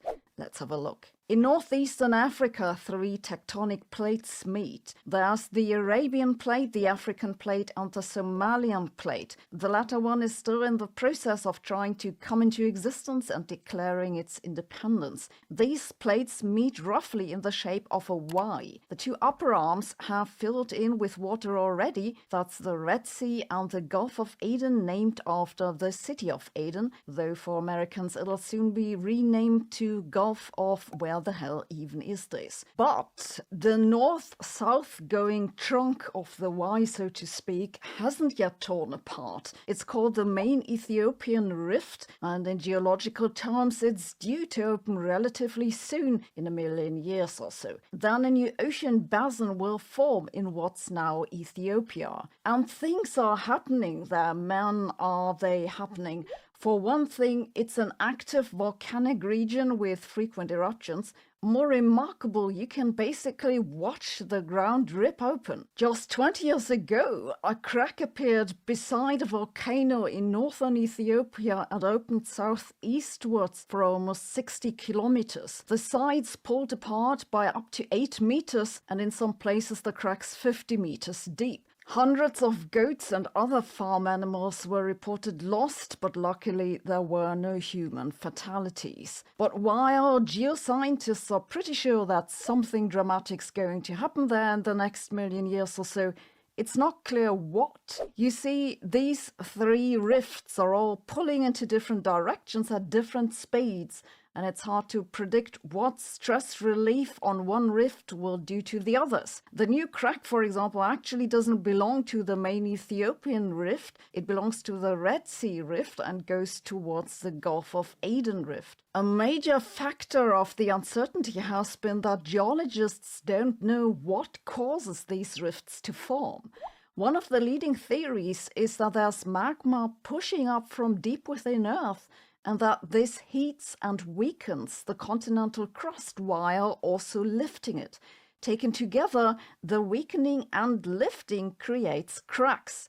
However, the magma might be rising and pushing just in one place or several places. Another idea says that's not what's going on, it's rather just tension caused by all these plates moving, which weakens the crust and magma rises up as a consequence of that, not the other way round. The authors of the new study now used new data from lava in these rifts and fed them into the latest seismic models of the upper mantle. They tested the competing scenarios for how well they fit the data, and they say that the best fit is the single mantle upwelling, that is a huge super plume of magma that pushes up against the crust and then spreads to the sides beneath the 3 rift arms. And they know where it is. They say that the push is the highest for the Red Sea rift and the Gulf of Aden rift. We already knew that these 2 rifts are opening faster than the main Ethiopian ridge. The one at the Red Sea and the Gulf of Aden open by about 2 centimeters a year, while the main Ethiopian ridge merely widens by about 5 millimeters a year, though that's still faster than progress in particle physics. The new study also supports previous findings that say that the crust under the main Ethiopian ridge is several kilometers thicker. And it now gives us a clue for why that is so. It's possibly because most of the pressure from that magma plume goes to the Red Sea and Gulf of Aden region. In the paper they don't make a prediction for what's going to happen in the future, but my interpretation is that it speaks against the main Ethiopian rift opening quickly. So maybe Africa won't get a new ocean basin after all. Well, don't forget to come back for an update in a million years. Do you know the joke about the 2 guys running from a bear? Do you really think we'll outrun the bear, says one of them. And the other one says, I don't have to outrun the bear. I just have to outrun you. That's how I think about internet safety. I don't have to outsmart hackers. I just have to be a little A nuclear fusion company claims they can create gold with a nuclear fusion power plant up to 3 tons a year. Really? Yes, really. Let's have a look. The idea comes from researchers at the company Marathon Fusion based in San Francisco. They're looking at the most widely pursued approach to nuclear fusion, that's deuterium-tritium in a tokamak device or similar. These devices have 2 big problems that the researchers say they can turn into an advantage. The first problem is that the reaction produces a lot of fast neutrons.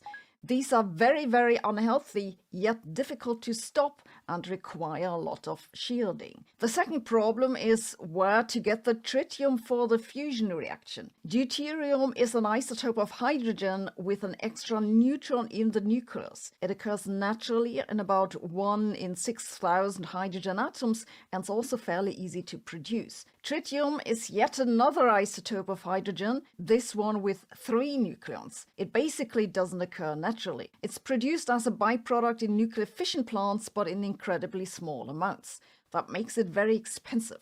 Indeed, at $30,000 per gram, tritium is one of the most expensive substances on the planet, second only to coffee at Zurich Airport. These researchers now propose to put several layers of shielding around the reactor vessel so that the materials produce more tritium and also turn mercury to gold. In more detail, they have 3 layers. The first, the inner layer, contains a mix of mercury and lithium. The second, the middle layer, contains a molten salt of lithium, beryllium and fluoride, and around the 2 there's a shielding layer of a special type of steel. The neutrons that are created in the nuclear fusion are very fast. If they hit the mercury in the first layer, they do what's called an end-to-end process. That means the 1 neutron goes into the nucleus, but that kicks out 2 neutrons, leading to a net loss of 1. This turns the stable mercury isotope into an unstable one, which then decays into the normal stable isotope of gold. The middle layer with the molten salt slows down some of the neutrons. These slower neutrons are then captured by the lithium, which decays to helium plus tritium.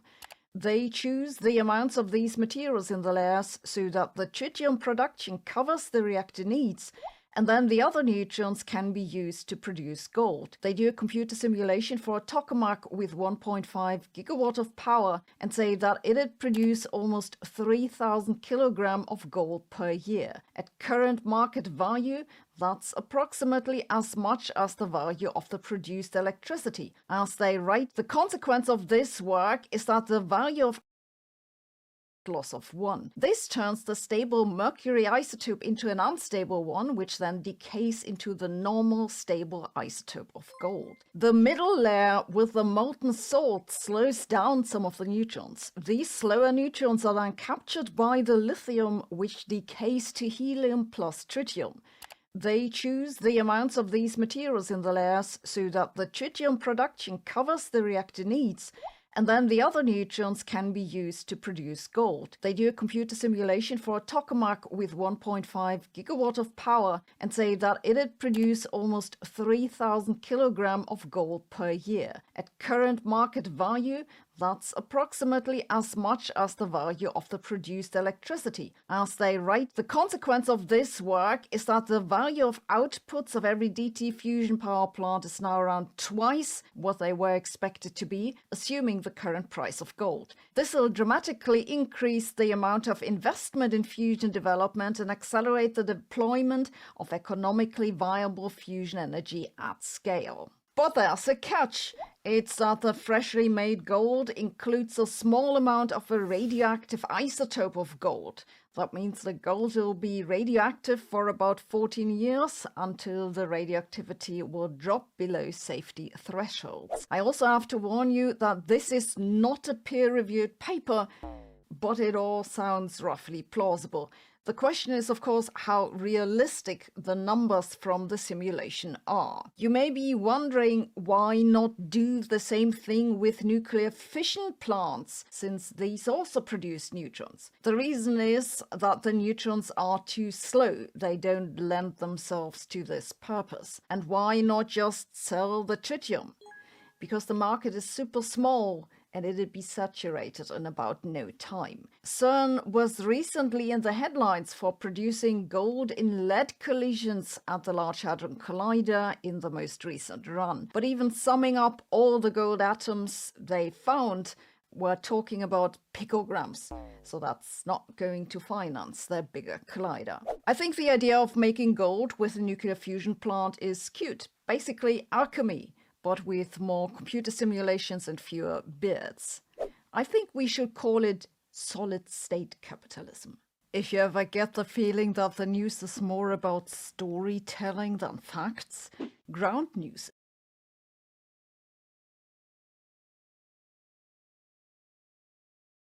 In 2022, NASA made the first step towards a technology that might one day save all of us: asteroid deflection. They did it by letting a small spacecraft hit an asteroid. It's taken a few years to analyze all the data, but in a paper that just appeared, astrophysicists report that the outcomes were not quite as expected. Just what did they find, and what does it mean for asteroid defense?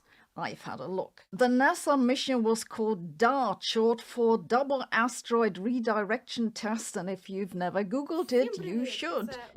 10, 9, 8, 7, 5. Далі я закінчила школу, і у мене був випуск.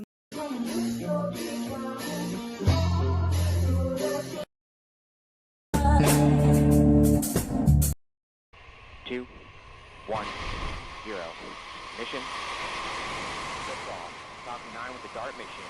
On the way for humanity's first ever planetary defense test mission. DART launched in November Was the hardest 2020. character in your opinion? Actually, now TP by Anton, Mike. am I laning anything that Stop. you still play? Yes. Can't wait, man. Or who knows? Maybe it's at least stop. You still play Rivals? No, me and the voices stopped playing because they ruined the game. If I don't get this shield this game, I will cry, so I have to go. But do you play in Rivals anything that isn't tank or vanguard or strategies? And if I have to play tank, I play Strange. If I have to play strategist, I play Logi, BRB. Could you please raise Aribo's voice? No, it's already very loud for me. He took damage. If you were innocent, But don't you have a sound app to...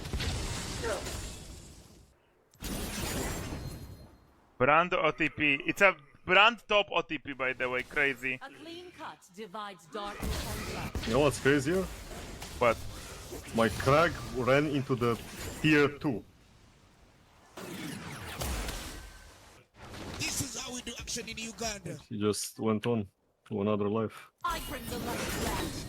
My brother. Barcode AD. Is this the real legendary barcode? I don't know who the f that is, bro. Let's loose the flame. He took your blue, by the way. Fuck, this guy started in my jungle, by the way. Begins with me. Nothing like a level 3, bro. Nothing like Irelia losing versus any. Is that even possible? And Bro, I Ellie, cannot invade top because Elise. Is that even possible? and Bro, I Ellie. cannot invade top because Elise is here level 2. Fucking doing it anyway. The greater the evil. Thank God for this shield, holy You shit. know I'm invading, by the way. Won and got on its way to the double asteroid system of Didymos and Dimorphos. Dimorphos is about 160 meters wide or so and orbits around its bigger companion roughly once every 12 hours. They're about 11 million kilometers away from Earth, too small to see as anything but a point of light with ordinary telescopes. These asteroids are not in the main asteroid belt, but circle around the Sun on their own paths. They're not immediate threats to Earth. However, they're projected to come rather close to Earth in October 2184, where close means to within plus minus 1,300 kilometers. That means a direct hit has not been excluded, but we have 150 years to figure out what to do about it. It took the DART spacecraft almost 10 months to arrive at its destination. On September 26, 2022, it was then sacrificed to hit Dimorphos. This impact was seen by several telescopes on Earth and also in space, but they saw little more than evidence that the impact did happen. However, DART brought along a small Italian satellite called Lycia Cube. It separated from the DART craft a few days before impact and then flew past the impact site. It carried 2 cameras that recorded the debris trajectories. The new thing is now that we finally have the analysis of these recordings. Until now, mission planners expected most of the kick would come.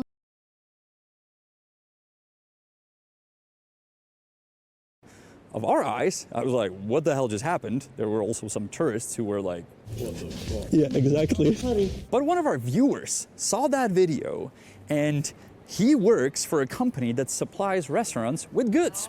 And he saw it and he said, well, guess what, boys? They ain't serving you Pilsner Urquell beer, which is higher quality beer. What they're serving there is Branik, which is one of the cheaper beers. And what they're serving it from is from plastic bottles. Now, when I heard that, I said, okay, believe it or not, I've heard this story before from more sources, but I'm not the type of journalist who only relies on, oh, I got 2 sources, therefore I'm gonna publish the story. I wanted a proof. To which this guy sent me a photo where he is actually supplying the restaurant with plastic 2-liter bottles that are being poured into 1-liter mugs, which, if you're a tourist from a country where this would be normal, if I would tell this to my dad, he'd flip. Now, let's move on. I say to Honza, I said, dude, there's a story and it's developing. We gotta film this, but how do we film it? Well, we dress up as tourists, or Honza does, and we actually film a situation where Honza walks into the pub, he's offered a large beer, and he gets pour from a plastic bottle into a 1-liter mug.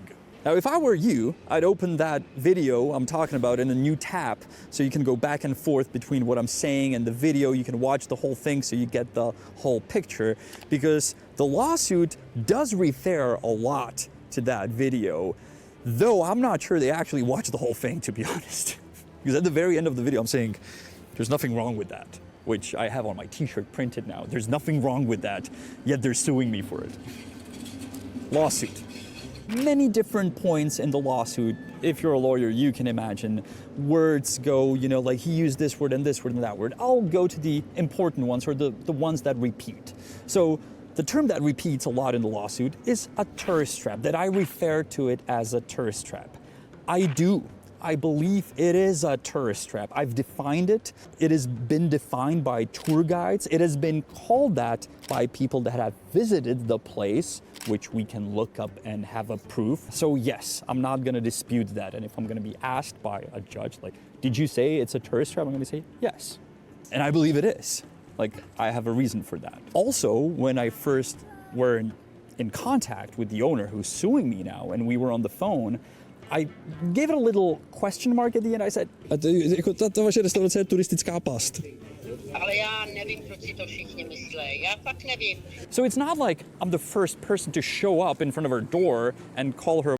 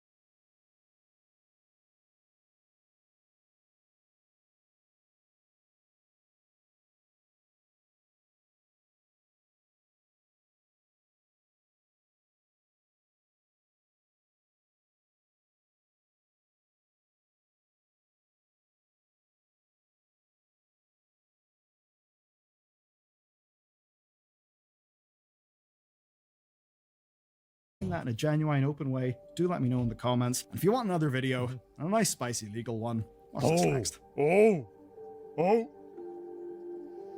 Game price manipulation exposed? Really, I would have never guessed. Look at the Valorant player count, it's not dead. I don't even know how to check the player count for that game, I have no idea. Golfer don't sponsor gambling and they only make money if they're good. If a team can't make money, that's because they suck. I thought there was a massive golfing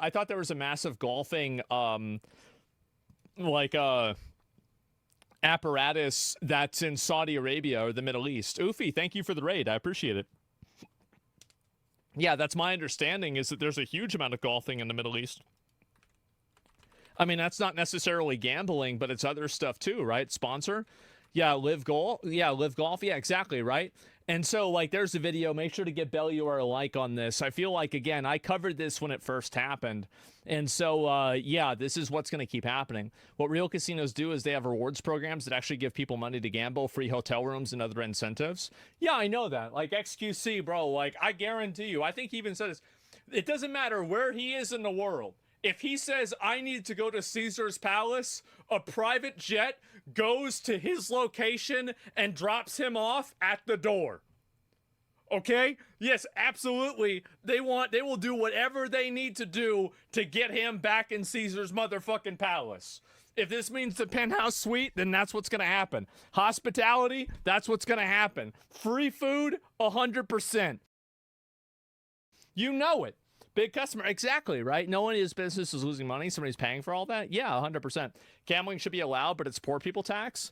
I think that, again, so this is my viewpoint with a lot of things. I think the world would be a better place if nobody did recreational drugs besides maybe marijuana. I think it would be a better place if nobody drank alcohol. I think it would be a better place if nobody gambled ever. All of these things, I think, are net negatives to society. But I would not make them against the law. Because people have the right to fuck their lives up. The world would be a better place if nobody smoked cigarettes. And women voting? Well, I said that, right? Didn't I? Of course I said that. Yeah, I probably said that 7 times today. And anyway, maybe 19 times.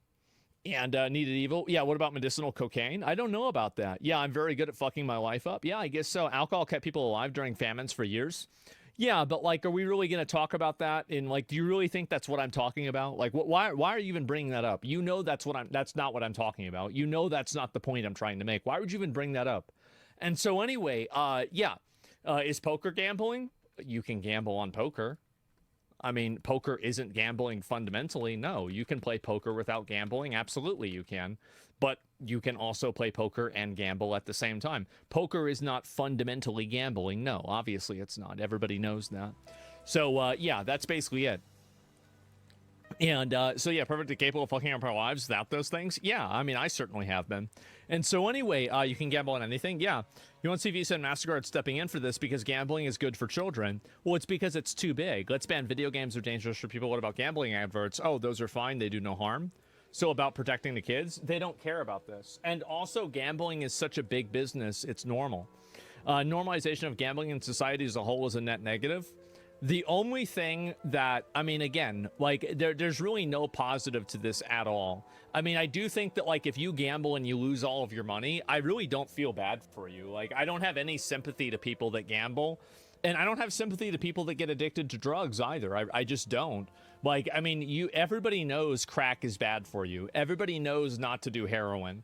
Now, like, if you get addicted to it through, like, a pharmaceutical and then, you know, they take it away from you and you turn to, like, getting addicted because of, like, off-market stuff, that's obviously not what I'm talking about. But, like, in general, if you start doing illegal drugs, everybody knows that illegal drugs are bad for you. If you do them, that's your fault. You've decided to do this to yourself. Nobody has done this to you. You have decided to do it. It's the same as gambling. You have decided to gamble. Nobody made you gamble. Nobody forced you into gambling. You decided to do it.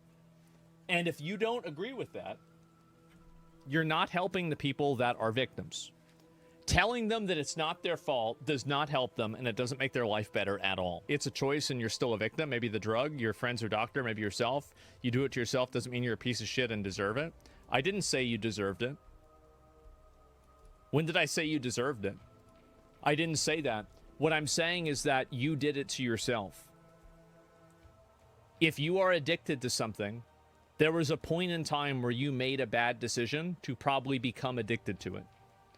Where obviously after you're addicted and you have a chemical dependency on something, clearly that's not always your fault, right? But getting there is. Taking that first step is. You did that to yourself.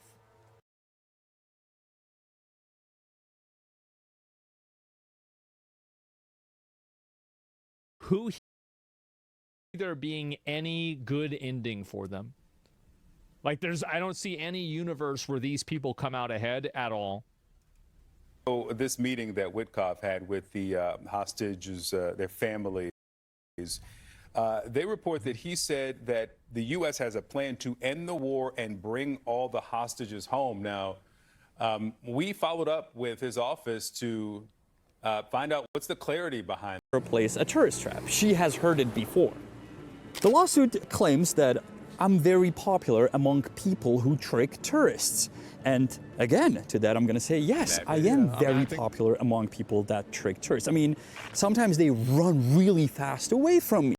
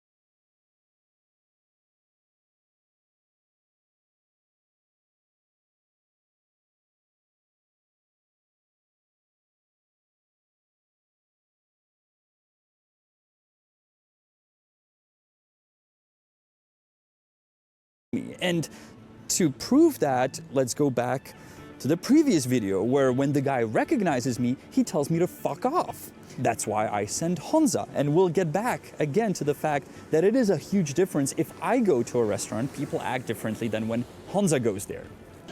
Sorry?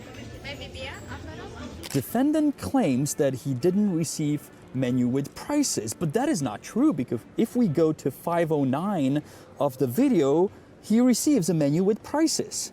That was me, not Honza, nor me when I was there in the first place when they didn't recognize me. But let's go a couple seconds before 509. Hello, you have tab beer? Beer, yes, we have. And you have Pilsner tab beer? Yes. Okay. Because Kluci z Prahy. jo, vy nás znáte, kluci z Prahy, to je super, já jsem Jarek, dobrý den. Dívala na YouTube. Jo, to je super. Hear what the girl said? She goes, oh, it's you, the guy from Prague, which is our Czech name for the honest guy. She recognized me, therefore she was acting differently. She didn't say, do you want small or large beer? She also said, Tak chcete? Po litru? yep, 0.5. She defined specifically the amount of beer that I want. And then I said, I want Pilsner beer, to which she said, yeah, we have that. I said, from tap? She goes, of course, not a problem. A couple minutes later, a different girl shows up because I guess she smells trouble. And she goes, we don't have that. A jaký máte jiný piva? Tmavý kozel. A ten je čepovaný? Aha, takže vy máte jenom z plechovky pivo. Jo, tak to si nedám asi. This interaction is written word by word here in the lawsuit. I don't really know why, because it only proves that they're acting differently when I showed up. Suddenly they're honest. They're like, no, we don't have Pilsner on tap. To which I keep asking, which is missing in the lawsuit, well, you know, we were just served beer from a plastic bottle. by that brand. They're like, no. Já jsem slyšel, že vy tady lijete pivo jako z plastových lahví. To není pravda. Why is it missing in the lawsuit? Like, I believe the judge will watch the entire video, not just the part that you're mentioning. Like, come on. The main part of the lawsuit is the word instead of, where they're saying we're not serving low quality beer or cheaper beer instead of the expensive one, which is something we did not claim in the video. We didn't order specific brand. We ordered a beer in a place where we saw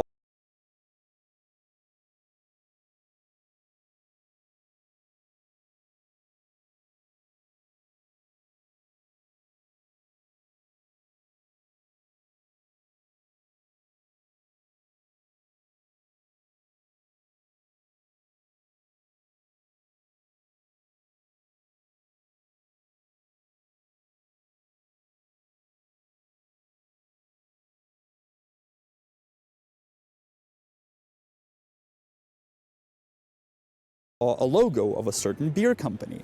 We saw that they have the tap behind the bar, which if you're in Czech Republic, usually a place will be associated with one brand of beer. If there's other beers, they will be listed somewhere else. But if you walk in and you ask for a beer, you will usually know what you're getting. Like McDonald's has 100 hamburgers, but if you ask for a hamburger, they'll give you the regular one, I guess. Not a good example, but I hope you know what I mean. Now, in the entire length of the video, I did use the word instead of once. It was a mistake. I didn't know that they're gonna examine me word by word. And it's important to know when and where I use the word instead of. That was when I was standing inside of a restaurant where outside they had the logo of the beer. They had the beer listed as first on the menu, and I saw the tap, the beer tap behind the bar. So you're in a Guinness restaurant with a Guinness in the front and there's a Guinness tap. So I'm like, well, did you just serve me something else instead of this? That's how I put the line. Also, I put a question mark behind it, but then I also said, well, you did because we have it on film. Like you're standing next to the tap, but you're pouring it from a plastic bottle. Like that's what we have on video. That's why we didn't just publish the message I received. That's why we came here. That's our job as journalists, to show or prove what we're saying. So I can imagine the lawsuit will be a lot about this instead of and what we ordered, what we got served. And I'm more than happy and willing to make a video, which we're kind of doing right now, that if you understood it as we ordered this specific kind of beer and we received a different one, it was not the case. We just ordered a beer, we got the one poured from a plastic bottle, which, as I said, is not illegal, doesn't violate any rule, but it is very uncommon, very strange. At that price range, at that location, that just is not normal. This part of the lawsuit I kind of understand, but then there's parts of it, different paths, that just don't make sense. I do go to podcasts. I don't want to bother you with those, but I've been recently to one called Hypecast, and I've been talking about this lawsuit. And I was very careful what I was gonna say because I know they're watching us. They even subscribe to us on Patreon, so they know what we're doing. Dude, there is a storm coming.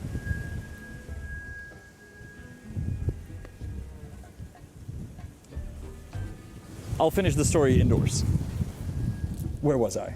Podcast. Now, I was as a guest at a podcast, and I was quite nervous at every word I'm going to say about this lawsuit because you're on a podcast and, you know, sometimes they will cut it out.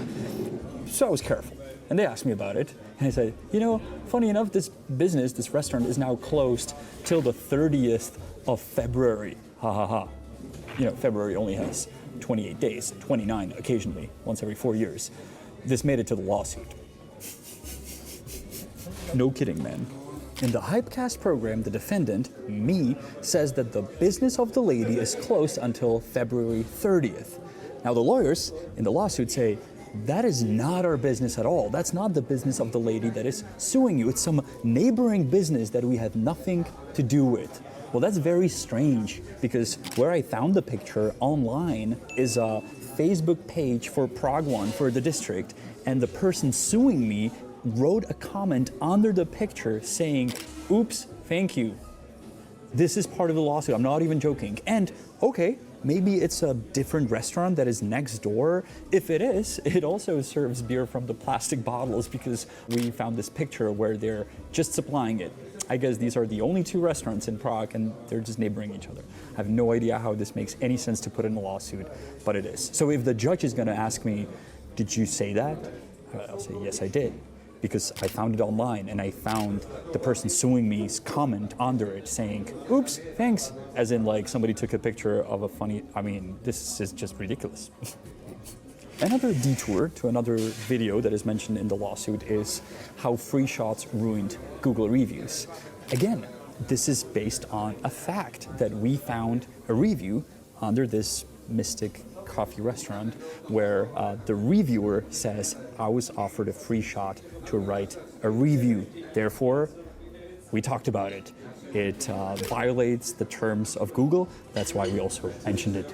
Yet another thin line that sort of goes through the entire lawsuit, a silver lining, is that the things that we're mentioning in our videos cause damage to the reputation of this business. Now, let's look at that because that's measurable. We can actually put a number on that, and the number is from 1 to 5, right? How you review a business. So if we look at the business review before we made any video about it, the rating was 1.2 out of 5 stars. What's it now? It's 4.2 stars. It's much better. And are we sad about it? No. Are we happy about it? Yes. Are we happy that there's one less tourist trap in the city of Prague? Oh my God, that's why we make this show. That's the core of our ideology, let's put it this way. The fact that you will be able to travel as a tourist to tourist trap-free zone, tourist trap-free city is something I dream of. So again, this is not something where I'm laughing at the business or laughing at the lawsuit. I'm just pointing out that if they're saying our reputation went down, it is not true. The reputation went up. More than 1,700 reviews very recently popped up in the business that are very positive, very good, and that's great. And there's no irony in my voice, nothing. I don't know what's it like in your country, but here if somebody sues you, they also suggest what the ruling of the court should be. In this case, they want, obviously, the videos deleted, and not only the videos, but also various Instagram and Facebook posts. And if I'm looking at them, there's a lot. Hansa does a great job promoting our show on social media. Posts like, yes, you can't trust Google reviews. They want us to delete things where we point out things that you will need along the way as a tourist, as a traveler. They want to shut us up. Like, shh, don't say that. Don't say that you can't trust Google reviews. Don't mention this. Don't tell tourists that the normal size of beer is half a liter and not a liter. Like, we don't want you to say that. And we're gonna do exactly the opposite. If our job as guides and as journalists, that's one thing, but I believe, or that's how I feel it, our main job is to tell stories. People have been telling stories for, forever. You started at the bonfire and we're finishing up here on YouTube. And this story where we keep on saying because it's developing. And let's be fair, to us, to me, the story ended or finished when we shook hands with the owner. And both of us basically said, we see the world or the tourist industry in Prague differently.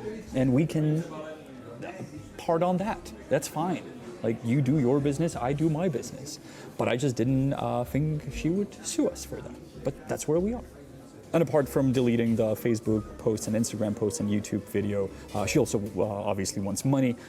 We're talking thousands of euros. I don't want to be specific in these, but within 3 days of the ruling.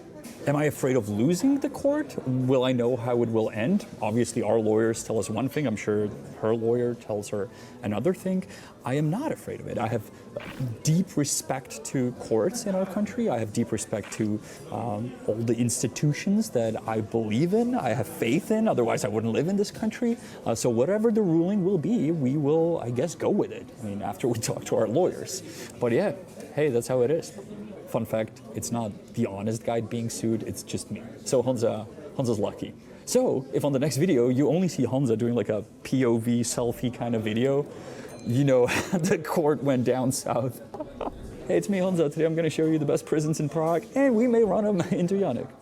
Now, one of the arguments our lawyer said that, she's intimidating with these actions. She's intimidating us. And yes, and I want to step up, not for us, but for every journalist, for every YouTuber, for every girl, boy out there who shows something and somebody will threaten them with a lawsuit. Stand for what you say, stand for what you show, because we live in a free country, in a free world where we are free to show and say things that are true. And what we showed is truth. I believe that the main reason she's suing is because she simply doesn't like the fact what we showed. But we didn't make up anything. We didn't create a story that doesn't exist. We just showed what she does. And if you're unhappy with what you do, then don't do it. That's the end to it, not by suing someone. Like, do I make my point? This is the time when the subscribe button does make sense, because if you do subscribe, we will keep you posted on how the court goes and how it all ended. You can also go to our Patreon, where you can find maps with recommendations on where to go, what to see, also maps with traps so you don't fall into those, and we may even post the nearest update there as well as in what is going on. Thanks a million to you guys for watching this. You're a part of the story. That's why we're making this video. We feel like we dragged you into this crazy world that we call our home, that we call Prague, and you seem to like the stories that we show and share. So this is just yet another one. So thank you for sticking around, and I will make sure to go through the comments under this one. I'm more than curious. Let me teach you two Czech words at the end, how to say court and judge. So the word for court is soud, and soudce is a judge. So soud is court, soudce, judge.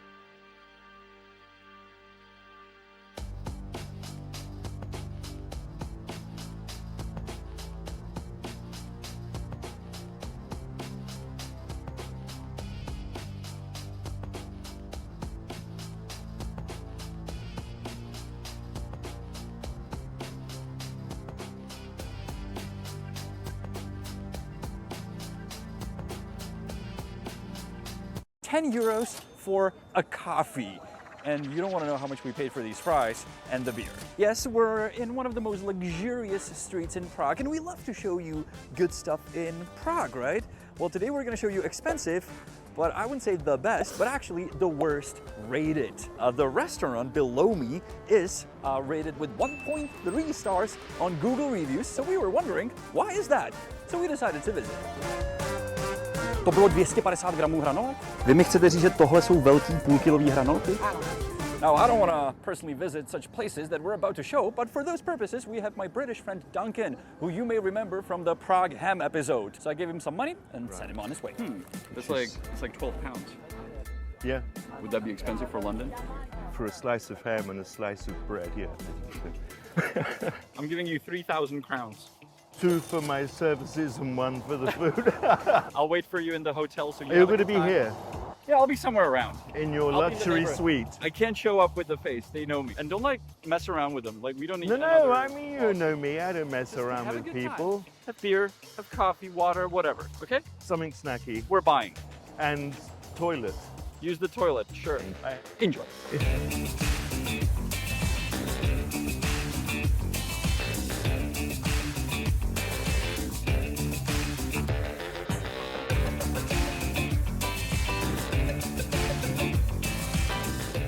Hello. Can I have a small beer, please? And do you have something snacky? I'm just waiting for my boat. Also something small.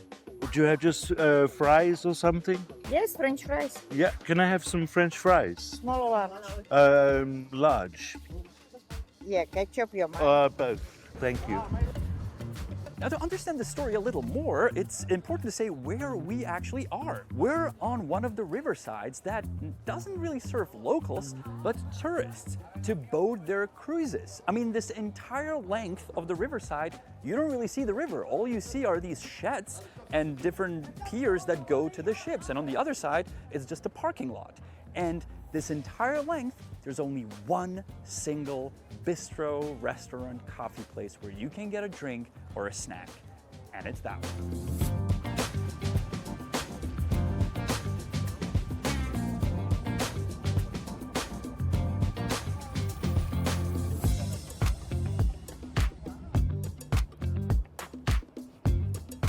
Hi.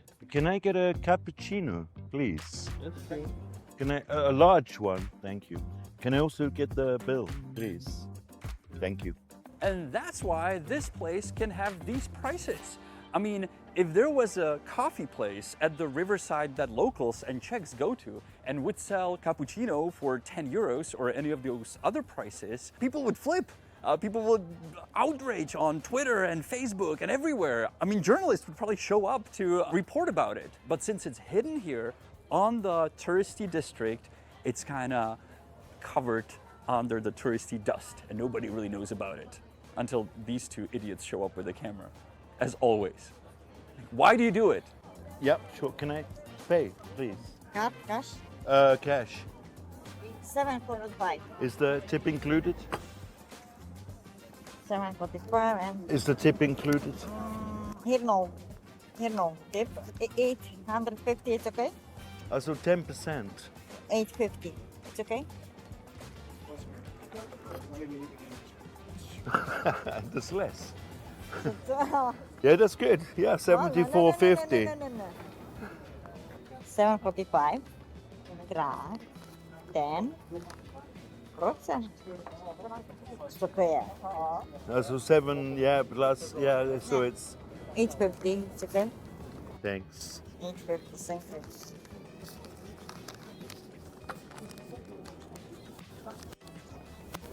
Thank you very much. Thank you.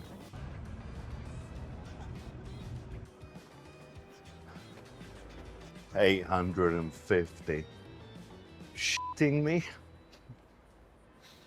So I gave you 3,000 crowns. You did, yeah.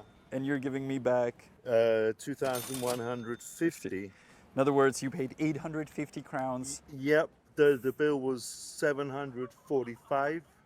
And I said 10% on top, and she said 850. Then she calculated it That's some bad math. on the phone. So you got this for a small beer, French fries. Small beer, fries, and with coffee. 850 crowns. Pretty good. Absolute bargain. Yeah. Yeah. What you paid is 34 euros. 34 euros? Jesus, you serious? Fuck me. Well, I paid for it. Yeah, but you paid, yeah. 34 euros. Yeah. That's crazy. Yeah. I mean, that's like a meal out for 2 people. 34 euros. Yeah. For fries, a small beer, well, and a very bad coffee. Was it bad? It was bad. Okay. All right. How was the food? The ketchup was very good. Okay. The fries were overdone. Uh-huh. The mayonnaise was tasteless. Uh-huh. And yeah, I didn't think much of the service. Okay. And what about the view? The view is good. The view Uh-huh. is nice. Okay. I mean, you can see the shed and the side of the boat. And if you stand up, you can see the castle. If you go to a place to grab a coffee, a beer, and chips, how much you usually pay in Prague? I know in England I would pay £10, so €8 for the same. But thank you. You're welcome. We'll You're welcome. be hoping to see you and feature on the show again in the future. I look forward to it. Okay. Probably.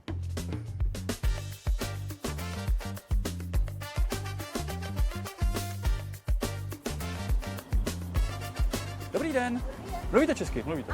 Hodinová plavba, sklenička proseka a malý refreshment je za 600 korun, 24 euro. Neznáte tady ten stánek vedle, co tady mají ty kafe a takové? Neznáme. Je to tady? Tady totiž jako v blízkosti není kde si to koupit. Mějte se moc hezky a příště pošlu sem na sklep. This place obviously benefits from the fact that it is one and only place where you can get coffee or a drink or a snack here on the riverside as you're waiting for your cruise. Now, how much is the cruise? Well, I actually asked, and an hour-long cruise with a Prosecco and some snacks included is 24 euros. Compare that to 34 euros for a drink, coffee, and a snack, minus the cruise. I don't know. That's kind of weird, bizarre. But again, there's nothing wrong or illegal about it. You can charge whatever you want for a cup of coffee. You can charge €1,000,000. Usual argument for why prices are high in certain places, especially in Prague, an argument I hear a lot is, well, their rent is very, very high, and quite often it is. In this case, this space is actually owned by the city, therefore us. We're renting it to a private company, and the information is public. So the rent they pay here for 1 month is 1,000 euros a month. That's like very low. Like we basically paid their rent for today. We got in touch with the city because the riverside and the bridges and that space is owned and run by the city. So we asked them what they know about it. Já jsem před nějakou dobou začal řešit to, že v pilíři Čichova mostu je restaurace Staroměstský pilíř, která podle hodnocení na Google má 1,3 hvězdiček, z čehož jako docela evidentně vyplývá, že to je nějaká strašná turistická past. Kdo to tady teď měl, nebo jak se jmenuje ta firma, který se to pronajímá? Ono je to pronajatý nějakým potápěčům. Aha. Oni tam mají mít prostory pro svoje potápěcké náčiní. Takže jsem se domluvil s TCP a s TSK, že aktuálně TSK ten nájem vypoví. Prosím tě, a jenom já jsem našel v té smlouvě, že platí za to místo 24 000 korun, to jsem našel dobře? To se obávám, že jsi našel dobře, no. As Honzo says, Prague, the city of stories. Let's go ask if they rent out snorkels so we can go snorkeling. Hi, can I get 2 snorkels? What? You mean a straw? Now, since this place is actually rented out and owned by the divers, like Diver Association, we were curious. Can we get a snorkel? Let's find out. Dobrý den. Dobrý den, já se jmenuji Janek Rubeš, já jsem novinář. Chtěl jsem se zeptat, vy tady nemáte na půjčení třeba šnorchel nebo ploutve? Na půjčení co? Šnorchel. Šnorchel to je taková potápěčská prostě... Ne, to nemáte, nebo ploutve, nebo neopren, nebo dýchací masku. Vůbec jako. Klub potápěčů tohle nemá. Potápěčů nemá. To nemá, jasně. Tady prostě jenom pivo a tohle. Dali jsme si tady u vás jako pivo a platili jsme 850 korun za pivo, kafe a hranolky. Jo, pivo máme za 150. Za 150 máte pivo. Je to nezvyklý na tuhle lokalitu, že to je tak drahý? No takhle, to je lokalita spíš pro turisty, no. Je to pro turisty. No, to právě není nízký nájem. Není tady nízký nájem. Není tady nízký nájem, no? Je vysoký nájem? No jasně. Mhm. Já jsem právě našel ten nájem, protože to je veřejná informace. Jo, fakt jo? Aha. A ten nájem je 24 000 korun měsíčně. Fakt jo. Dala jste si někdy pivo za 150 korun? Já? Ne. Jo, jestli. Halo? Halo? Jo, dobrý den, dobušu telefon. My jsme vlastně jenom natáčeli tady ve vaší restauraci Pilíř. Jo, já vás znám. Jo, vy mě znáte, jasně. A jenom jsem se chtěl zeptat, tady, vy jste z klubu potápěčů? Ano. Jo, a vy tady provozujete nějaké jako potápěčské věci? Ne, neprovozujem. Jasně. Takže tady provozujete restauraci? No. Jasně. A o co vám jde, prosím vás? Jo, Musím se vás chci zeptat. Vy Jo. jste kontrola, nejste? Ne, Řekněte, o co vám jde. Jo, já jsem natáčím videa o Praze jako průvodcovský a tohle je nejhůř hodnocená tady restaurace široko daleko s vysokýma cenama, tak jsme jenom natáčeli, ukazovali jsme to. O nic moc mi nejde. Všechno. To je víceméně všechno, ano. Já vás znám, že vy děláte tady ty jako tu Prahu, že děláte a tak dále. No, jako, jo, já se snažím vlastně... A dokonce jsem vás měla i ráda, jako jo, že jsem vás sledovala, jako všechno vím, no, ale Aha. prostě, no. A teď už mě nemáte ráda. Nic špatného neděláme, nic špatného neprodáváme, naopak dáváme i velký porce. Porci jsme viděli, ta, nevím, jestli odpovídala té ceně 250 korun za ty hranolky a plus jsme teda zaplatili 40 korun za kečup a 250 gramů hranolek, no. To bylo 250 gramů hranolek? Jo, 250. Mražených 250 gramů. Mražených 250, jo. Tak to je moje chyba, že jsem si nevzal váhu teda, no. Co tam bylo? Hranolky velký byly, to se pamatuju. To byly velký hranolky? Velký hranolky, Tak já vám ukážu jo. tu fotku a vy mi řeknete, jestli... Velký hranolky. Ne, byly velký hranolky, kečup. Ale velký hranolky máte 250 gramů, jsou malý hranolky, jo. Tak a vy mi chcete říct, že... Ne, velký hranolky. Vy mi chcete říct, že tohle jsou velký půlkilový hranolky? Ano. Jo, tam byly 2 porce hranolek. Jo. No dobře, tak jo. Jo. No dobře, já nemám váhu, já to nemůžu posoudit, posuzuju to jenom z fotografie. Děkuju moc a chápu, že teda vy se dál budete věnovat už jenom potápěčskému biznisu, nebo budete dál provozovat tady... Nevím. Jasně. Tak výpověď jsme dostali a co budeme dělat dál, to nevím. Jasně. So the outcome is that the contract was terminated by the city and this place will be gone by September 2025. Dobrý den, dá se tady někde sednout na kafe jinde než tady v tom pilíři? Tady na nábřeží ne, tady na nábřeží nic není. Jenom tohle jedno místo. Tady projít váma, šel bych takhle za kontík, nebo teď se to jmenuje Fairmont. Dík moc. Díky. Now right by the river there is no alternative where to get a coffee or a beer. But as we go up the steps just across the street, there is one.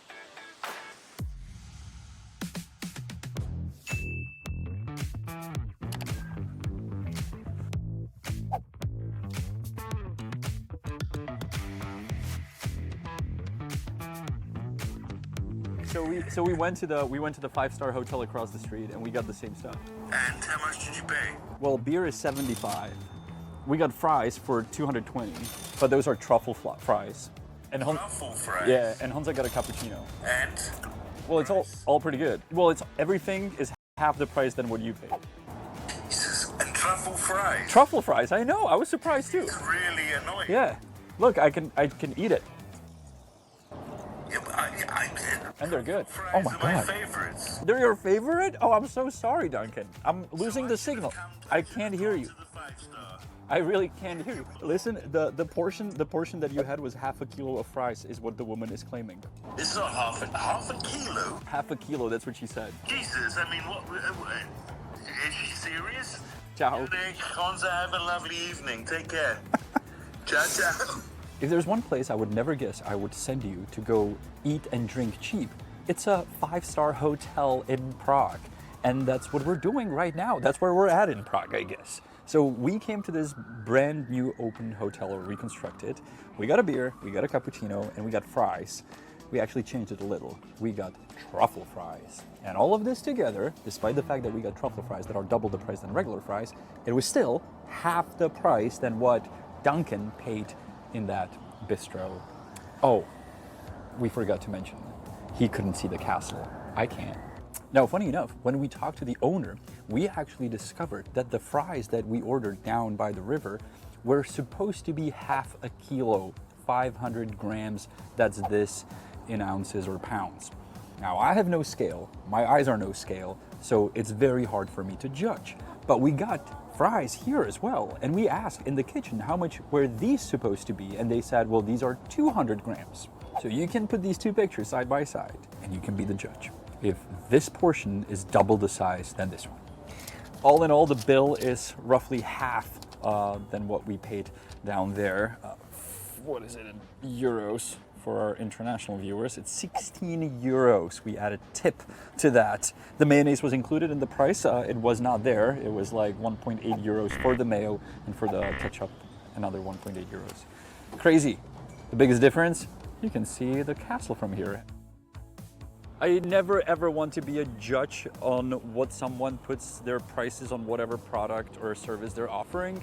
I just want to compare and show so tourists, foreigners know that it is quite steep to pay for certain products, what we showed you today, and that an alternative can be just across the street, in this case, literally. And I'm not really sending you to a 5-star hotel, but you know, just walk around the block and suddenly things can be quite different. If you want to find those places in a map, we have those in our Patreon, on our Patreon, in the maps. You just get Google Map linked and you will find coffees, restaurants, fancy restaurants, cheap restaurants, bistros, or even tips on some attractions, like maybe the Prague trams. Link is below our video.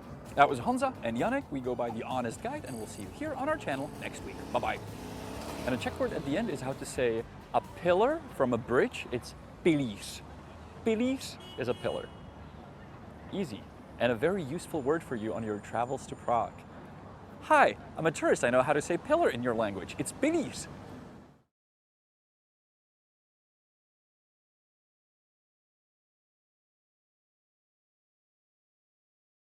On the previous video, we showed you tourists that were scammed by a taxi that they took directly from the Prague airport. Now, if you think that people took the taxi from some shady underpass, no, they took it from below the sign that I'm hanging on, that was put here by the airport.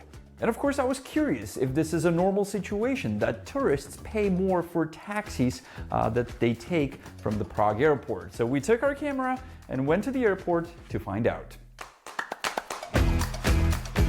Tourists who just landed in Prague exit the terminal, and right in front of it is a man in a yellow jacket, standing next to a sign, official airport taxi, offering them a ride to their hotel.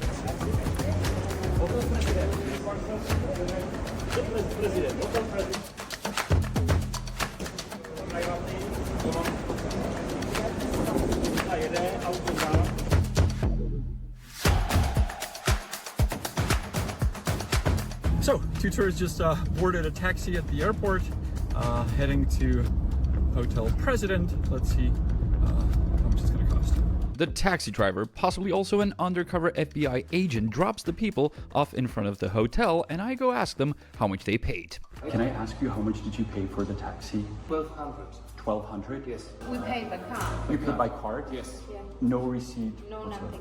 Okay. I mean, I will have it on my card, obviously. According to the meter in the car, officially, legally, this ride should not have costed more than around 28 euros. But as I'm just finding out, the tourists have paid double, and they didn't get any receipt, but the tourist is showing me her statement from her credit card.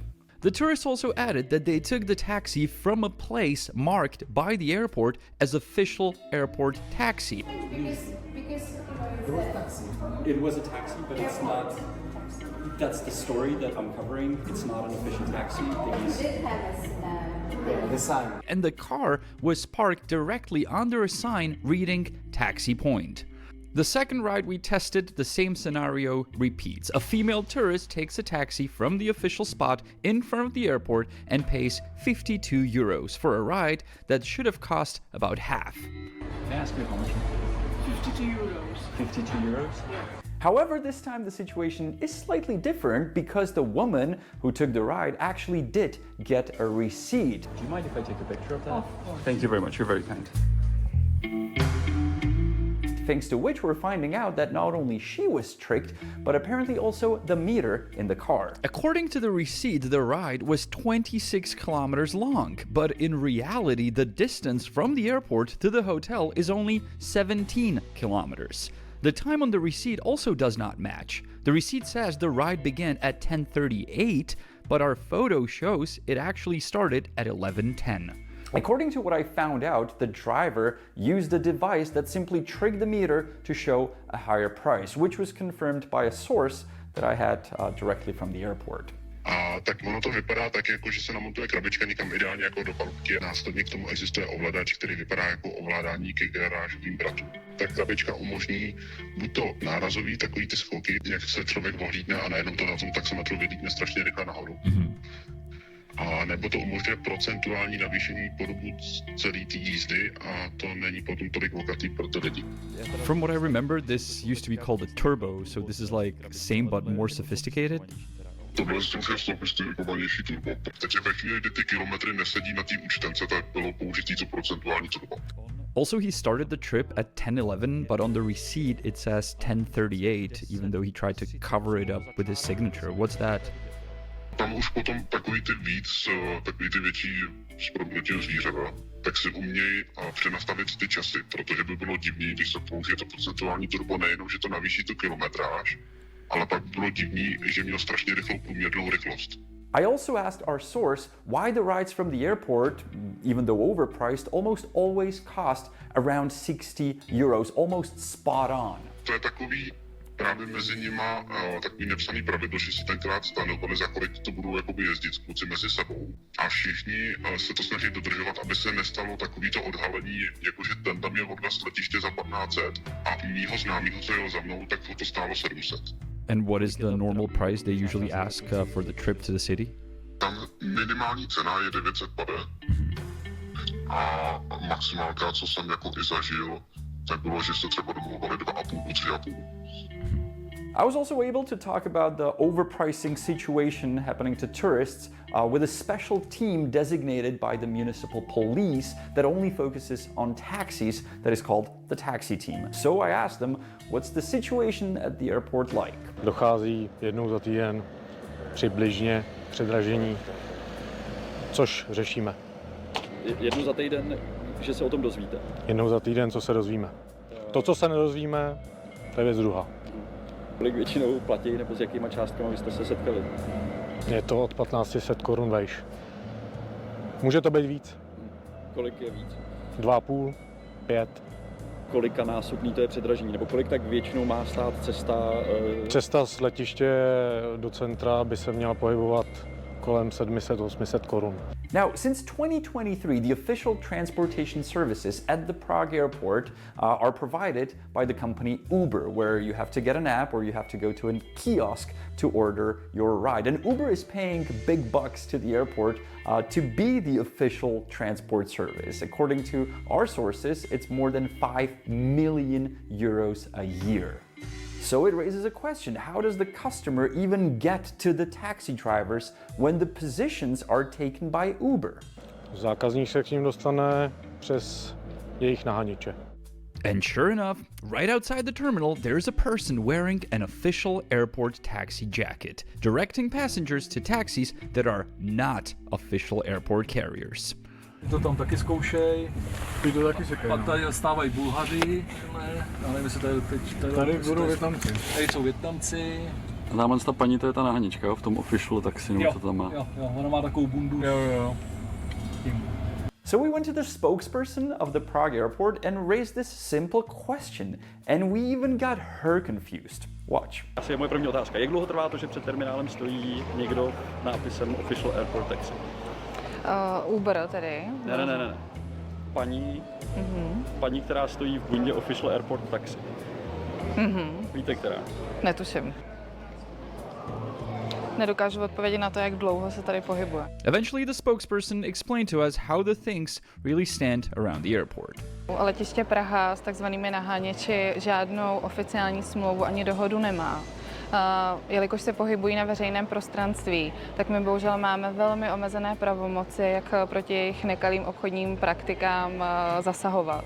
Jediné, co můžeme dělat, je řídit se naším provozním řádem hal a odstavných ploch, tedy parkovišť. Kdyby stála vevnitř, ano. tak to jí můžete vykázat. Přesně tak. Chodí pravidelně hlídka ostrahy letiště a v rámci kamerových dohledů toto kontrolujeme, ale jakmile už se pohybuje na těch expresních parkovištích, tak je to veřejný prostor. And it is exactly as she is describing. According to the airport rules, you cannot offer taxi services unless authorized within the terminal building. But I actually read the rules, and not only you're not allowed to do it inside the terminal, but also in front of it. Drivers are not allowed to actively offer their services in the parking or terminal areas of the airport without prior written permission from the provider, especially in public arrival halls or areas in front of them. Despite these clear rules, this is exactly what is happening at the airport for many years. By the way, these toots, or unofficial dispatchers, are paid per customer they catch and send or escort directly to the taxi driver, and they're paid cash right in front of the airport. So we went to ask them, how do they feel about the situation? The fact that they're getting customers away from official transport and sending them to taxi drivers who overcharge for the trips. Dobrý den. Můžu se vás zeptat na něco? Ano. Jo, já se jmenuji Janek Rubeš, já natáčím o... Já vím. Vidíte, co dělám? Tak to mě ulehčí situaci. A jak si chtěl zeptat, vy tady jste jako taxi... Já s váma asi nebudu o Vy se mnou nebudete o ničem mluvit? A já jsem bohužel dneska viděl, jak posíláte lidi k taxíkům. No. A ty taxíky vy je nějak spravujete, nebo... Já s váma asi o ničem hovořit takovým nebudu. Dobře, já bohužel nastala situace, že ten taxikář, ke kterému vy jste poslala lidi, tak bohužel předražil tu cestu. To už není moje jako... Vy jste ty lidi za ním poslala. Takže to je vaše. Není to moje nic. Vy pracujete spolu? A vy jste kdo, prosím vás? Já se jmenuji Janek Rubeš, já jsem novinář a natáčím o situaci tady na letišti. No. Stojíte pod sedlí taxi a posíláte lidi za řidičem, je to tak? Vaše domněnka je vaše domněnka, mně to je jedno, jak se jmenujete, a tak vydedukujte si to sám. Já jsem si to právě vydedukoval a zjistil jsem, že vy posíláte turisty za řidičem, který následně jako předražují tu cestu. Tak máte materiální důkaz k tomu, aby to tak bylo, protože to je docela důležité. Tak jestli máte, no tak se s náma o tom nebavte. Ale mě zajímalo, no vy jste to ale způsobili, protože jinak... Ne, my nespůsobujeme vůbec nic. My akorát zajišťujeme taxi, normální, regulární taxi s taxametrem pro lidi, kteří ho potřebují. Except somebody was messing around with the meters, right? Dobrý, vy si dělejte, co chcete, mě vaše informace fakt je jedno. Je vám to jedno? Jasně. The lady actually has a point. There are people who do not want to use Uber, which requires an app or paying at a kiosk by entering a phone number and an email. They prefer a traditional taxi, but that doesn't mean they should pay double or more. And let's not forget that Uber pays a lot of money to the airport so they can be there. The taxi drivers do not. I absolutely do not understand why Uber is paying for a spot at the airport when apparently they can be here for free and nobody's going to do anything about it. I mean, what a waste of money and a lot of money. A tohle tady kancelář. So after an hour that we've been here, she stopped saying just taxi. Now she's saying taxi or Uber. Maybe if we'll stick around for another hour, she'll say taxi, Uber, or the public bus. As we were filming at the airport for the entire day, eventually more taxi drivers showed up to see what we were up to. And it's fair to say that they do hate me.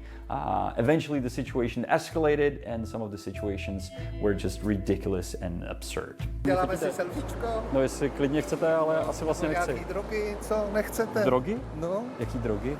Vy tady prodáváte drogy na letišti? Ne, vy tady kupujete drogy vy jste mi na teď letišti. Vy jste mi teď řekl, nechcete nějaký drogy? No. Jako vážně? Já nevím, co vy tady děláte, strašíte lidi, děsíte lidi. Teď mě bude filmovat. Kdo si tě ne? To zajímalo, kdo si tě ne? Proč nás tady obtěžuješ? Lekni si na kolena jsem řekl. A my tě neznáme, ale...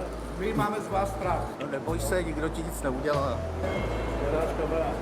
Tady ten člověk tady obtěžuje úplně. Vy celý den, dopoledne vás obtěžuje. Natáčí, napadá, strká do mě, nahrává, řve na mě.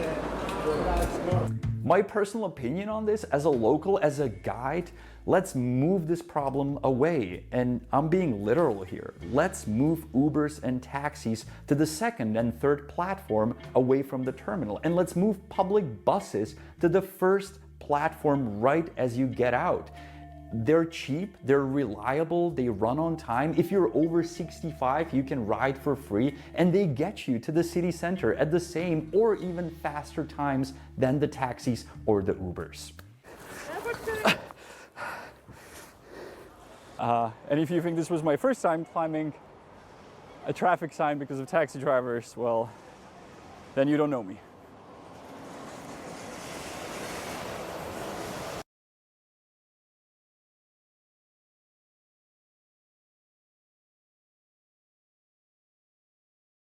You have no idea how curious I am how this is gonna turn out. Because if this works in our favor, it's like a major scam, dude. So I'm buying a 12-hour parking permit for the entire Prague 1 for 15.5 euros. Shocker. Despite the fact that I just paid 15 euros for a parking permit, I do not have a parking permit. Let me explain to you what's going on. A simple video. There's a trick against tourists that trick them, a website. We as honest guides show the website, we expose the trick, voila, you write a happy comment, game over. But we actually, along the way, as we were uncovering this trick, came across different troubles that we will share with you, and I'll do my best to explain it so you can understand it. Let's dive right in. You come to Prague by car, bad idea, but you already did it, and you want to park on the street. Okay, bad idea, but let's say you wanna. Back in the days, you could just get a transferable card for residents, but you could pay for it more than 1,000 euros a year, and you could share it with anyone. It wasn't associated with a license plate. Therefore, hotels would buy such cards, and you as a tourist would say, hey, can I park here? And they'd be like, yeah, we're gonna charge you 30 euros a night, here's the card. The hotel was making some money off of the city, but you were happy parking with your card. Everything was okay. Now, not only hotels were in possession of these cards or virtual cards that they could share with people, there was a website called parkingcard.cz that when you Google Prague parking, the website will come up on top. And it sells or offers these cards. So you're like, oh, that's great. I want to park in Prague for a day, 25 euros. That's a bargain. Here you go. Here's the problem. The service was canceled by the city on the 1st of January, 2025. It's May 2025 and this website is still up. What the hell are they selling? It's not like they kept some cards in their pocket for future sales. No, it's gone. We even got an email from one of our viewers that confirmed exactly what I just said. Hey, I bought a permit from this website, but I was fined. I got booted, so I had to pay for it. So this is a simple video to make, right? I mean, my spidey senses were telling me it's a scam website. I mean, they are selling something they cannot sell. So we're just gonna go to the website, punch in my license plate, buy parking for 12 hours, and show that they actually didn't buy it for me. Simple, right? Well, we did it, and they actually paid it for me. You can imagine what my reaction was. It's just past noon, and I'm about to buy a parking permit for my car so I can park in downtown in Prague 1. So let's do it. Interestingly enough, I don't know why, all the 6-hour permits are sold out. You can only get 12 or 24 hours. And I'm not talking about just for today, but for like any date, 6 hours, no go. So 12 hours. So I'm buying a 12-hour parking permit for the entire Prague 1. There goes our 15 euros for the parking permit for Prague 1 for my license plate. We're paid, we got the invoice. Now we're gonna go to the city website where I'm gonna punch in my license plate and find out if I actually have the permit. Shocker. Despite the fact that I just paid 15 euros for a parking permit, I do not have a parking permit. The original order said you may specify the street later on where you want to park. So now I'm going to specify exact street where I want to park, and they said within 6 minutes I should be cleared to go. So let's see.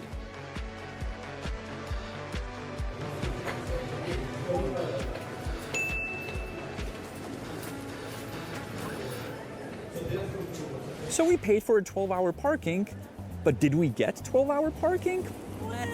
In a way, no. They paid for this street 3 euros to park us here for an hour, 1 hour, because that's the legal limit that you simply cannot bypass.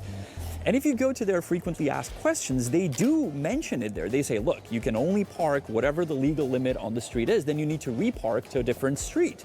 I was like, okay, well, let's try that. So we reparked our car that was, by the way, never on the streets of Prague, and we punched in a new address in their website. And believe it or not, they paid our new parking on a different street. Once again, 3.3 euros. So we tried it again for a different street, and again, and again, and again, and again, totaling up to like 50 euros. These guys have lost a lot of money because of what we were trying and doing here. My brain was going red RPM, overload. I just couldn't understand. I'm like, they're losing money, a lot of money. Let me do a quick sidetrack, which is absolutely bizarre, by the way. How do you check if a car has paid for parking? Well, simple. There's a transparent website of Prague 1, this municipality, where you go, punch in the license plate, and it will tell you valid, not valid. We were playing around with it with Honza all day long. We were taking pictures of cars and we're like, oh, this street, nobody paid for parking. Oh, some people did here. Later, we found out that the website is not working and is giving wrong information. We learned that from the city officials themselves, and they said, oh, actually, we're shutting the website today. We're like, great. What a perfect timing, guys. The piece of information I just told you in 10 seconds was given to me in a 10-minute long phone call. So how did we find out if a car, our car, has the parking paid for a certain street? Well, we simply tried to pay it again in the same street, and the system would simply say, oh, you've already paid for it, you don't need to pay twice. And we're like, oh, cool. So we can actually get that information because the city officials were saying, oh, no, it's private information. It's apparent bullshit. This is a car, and this is a bigger car, and this is a sponsored message by Surfshark VPN, which, just like car, helps you travel to places, but with car, it's difficult. You gotta put gas in or electricity, and it takes forever. With Surfshark VPN, you can move from Czech Republic to US to anywhere around the globe instantly, within seconds, because a Surfshark VPN doesn't move you, but it moves your device, your IP address, which can be useful for multiple reasons. First of all, your IP address is hidden from your provider.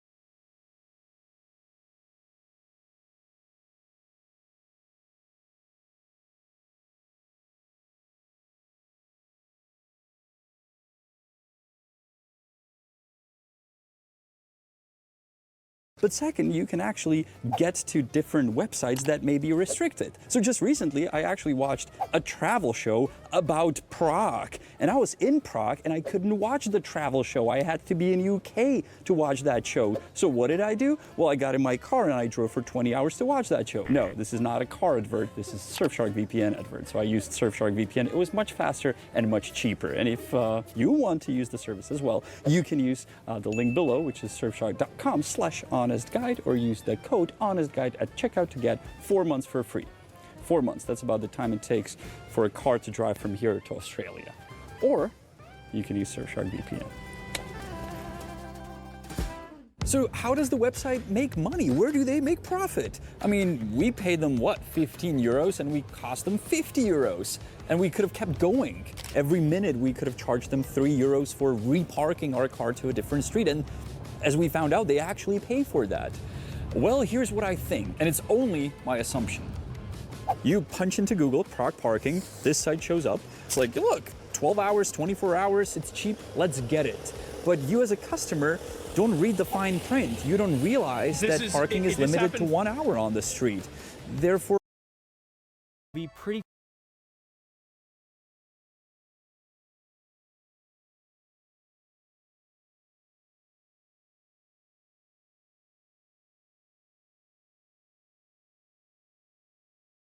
think so too. I mean, like, this shit's taking too long. Yeah, I think so too. And political support for Israel is becoming less and less viable. It's working ultimately, but at an enormous cost. Well, what I'm saying is that to the when Israel stops being supported by the United States, I think that Israel will probably turn up the heat. Because at that point, and I don't think it's going to happen either way, but what I'm saying is that I think that if anything is kind of stopping Israel from being more aggressive, it's probably the United States. That's probably the reason why. And the moment that they're off the leash and they can do whatever they want, I think this is over in a matter of weeks. How can they? Well, Israel has a number of like weapons and like technology, and also like, I mean, Hamas isn't like a hyper, you know, advanced group of terrorists, right? I mean, especially with Iran, that's effectively disabled at this point. Like, they don't have the level of infrastructure and technology that Israel does. I mean, it's not even close. To get more information, they offered none. How do you interpret that? Well, we've had one hostage family come out and give interviews this morning saying that this doesn't work for them, that the U.S. and Israel turned down the possibility of the two-part deal where at least some of the 20 living hostages that are thought to still remain would be let out, as opposed to all in one go. Basically, Witkoff was trying to tell the hostage families, we haven't given up on you. We're putting maximum pressure on Hamas to get everybody out. And you had families of, for instance, some 20, of the how many? 50 or something like that? Photos have been released saying they don't have a lot of confidence in this. At least if they'd gone with the other plan, there'd be a 60-day schedule and light at the end of the tunnel for some of the families. So a lot of frustration and fear from them. I bet a lot of the hostages are going to end up dying. That's just the reality. I mean, if these people are like, so this is the thing, right? If they are religious zealots, they're never going to let them go, and they'll probably kill them first. That's what I would assume is going to happen. The UK, yeah, Canada now say that the UK, yeah, they're already dead. Yeah, Canada now say that they will recognize a Palestinian state next month if the fighting has not stopped by then.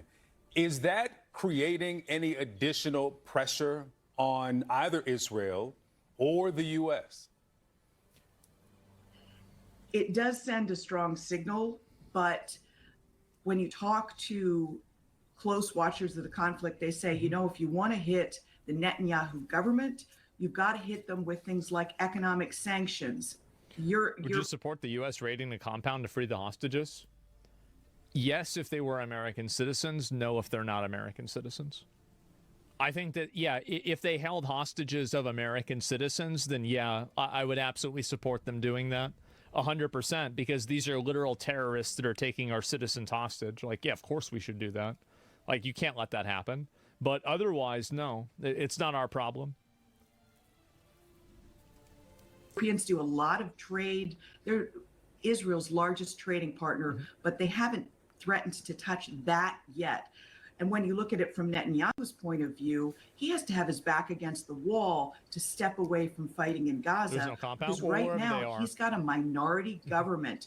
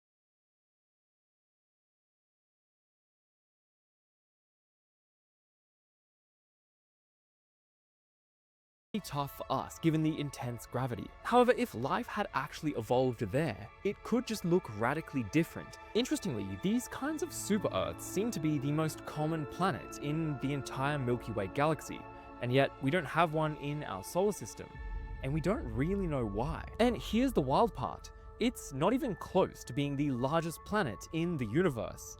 Let's keep going. Next up are the ice giants. These massive worlds made mostly out of ice and rock. In our solar system, Neptune is an ice giant, around 4 times the size of the Earth, but 17 times heavier. Now consider K2-18b. an even stranger ice giant. While Neptune orbits far from our Sun, K2-18b lies within its star's habitable zone. It's nearly 3 times wider than the Earth, but has a surface gravity surprisingly similar to ours. Now recently, the James Webb Space Telescope, essentially the most powerful telescope humanity has ever made, was looking at this planet, and what it found shocked everyone. There was lots of methane and CO2 in its atmosphere, suggesting it could be a Hycean world, a planet that has a thick hydrogen atmosphere and global oceans. With no solid surface, you would simply see oceans as far as the eye could see. However, the atmospheric pressure would be enormous, especially as you dive deeper, eventually crushing any human explorers. If we ever went to this planet and decided we wanted to build a city, we would likely have to do it up in these floating clouds, where pressure is more manageable. Now, just before I show you the biggest planet in the universe, I want to thank the sponsor of this video, Odoo. Videos like this take lots of time to create. We have to spend weeks researching, writing scripts, modeling planets, creating these beautiful 3D visuals, and all of that is made easier using Odoo's project management tool. As you should know by now, Odoo is an all-in-one management software that gives creators and entrepreneurs tools to simplify their day-to-day management. They have a project application that makes it easy to build your project, set milestones and deadlines. With their intuitive dashboard, you get a clear overview of the projects, like Kanban, showing all tasks as cards which you can move on to the next stage, or Gantt charts, giving you a bird's eye view. Within each task, you can add more details, set tags, schedule activities like to-do, calls or meetings, and send emails or log notes so your team can meet deadlines. Like for this video, I can create a project with specific milestones, tasks, and subtasks to break the process down, making it easy for everyone on the team to keep track of where we are. And the best thing is, your first app with Odoo is completely free for life with unlimited hosting and support, so you can simply try it out today completely for free with no strings attached. Now I think we should go and see the biggest planet. Going even bigger still, we reach the gas giants like Jupiter and Saturn in our solar system. Now, although Jupiter and Saturn look similar in size, Jupiter is actually 3 times more massive. In fact, you could combine all of the other planets in the solar system and Jupiter would still outweigh them all. Now, for the biggest of the big, the super Jupiters. Meet ROXS 42BB. One of the strangest names I know. This planet is one of the largest planets ever detected. It's about 2.5 times wider than Jupiter and weighs nearly 9 times as much. This is actually about as large as planets get, because once they grow beyond a certain mass, its own gravity compresses it into a denser object rather than letting it expand further. At this point, the more mass you add, the smaller the planet actually gets. Typically, this maximum limit is around twice the size of Jupiter, though young planets still radiating heat might puff up a little bit more. In this case, it is still glowing hot from formation, over 1600 degrees Celsius, so its size is likely inflated. You could line up 50 Earths along this planet's width. There is another one of these super Jupiters, but it has this terrible name, so I'm not even going to try and pronounce it. What makes this one special is it's only about 200 million years old and has a magnetic field 4 million times stronger than the Earth's. This means it's covered in these massive, beautiful, planet-wide auroras. It doesn't even actually orbit a star. It is known as a rogue planet, wandering the galaxy all alone, searching for a friend. Now, despite its similar size to Jupiter, it actually weighs 13 times more. So a 70 kilogram person would weigh around 1500 kilograms there. Now we're entering a region where the line between a planet and a star starts to become blurry. Typically, anything below 13 Jupiter masses is called a planet, while anything above 80 Jupiter masses is a star. That leaves a gap in between, often called the brown dwarf desert. Brown dwarfs are sometimes called failed stars because they are not massive enough to ignite sustained hydrogen fusion, though they can fuse things like deuterium for a brief period. But the thing is, these rules are not hard limits. It's very much still up for debate. A great example is this planet, Coro 3b. It's about the same physical size as Jupiter, but 22 times more massive. Is it a giant planet or a brown dwarf? We aren't really sure. It really does blur the lines because we aren't sure how it formed. Stars and brown dwarfs actually both form when clouds of gas collapse due to gravity, forming the star or the brown dwarf. But planets, on the other hand, form out of this rocky debris and gas that's in the area around these newly formed stars. This planet is really confusing because it's extremely dense. I mean, more than twice as dense as lead, but it's still made of gas and there's no solid surface that you could walk around on. How can that even be? When I first learnt about this, I didn't believe it because I didn't understand the physics. But the reality of it is even crazier. The answer lies in the extreme pressures that are deep within these objects. Hydrogen, which is normally a lightweight gas when it's here on Earth, gets squeezed down so hard that the electrons are literally forced out of their orbits, forming metallic hydrogen, an exotic state of matter that behaves more like a liquid metal than a gas. So what should we take away from all of this? Well, planets and stars really aren't that different after all. A planet is really just an object that didn't gain enough mass to become a star. We have traveled from the tiniest possible worlds like Tinky all the way to the absolute limits of physics, where we find these gas giant behemoths that challenge our understanding of physics. My question for you is, if you had to live on one of these planets, which one would you pick?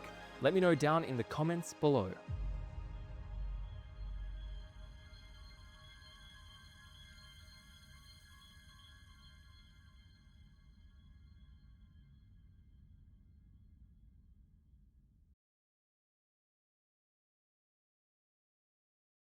Right now, the universe might be splitting into countless parallel universes, each one with a new version of you in it. You probably thought the multiverse was just something from the movies, but quantum mechanics tells us it really could be true. And this weird quirk of quantum mechanics has led some people to believe in quantum immortality, a way to live forever. By the end of this video, I guarantee that you will understand quantum mechanics better than anyone else you know, and it might keep you up at night.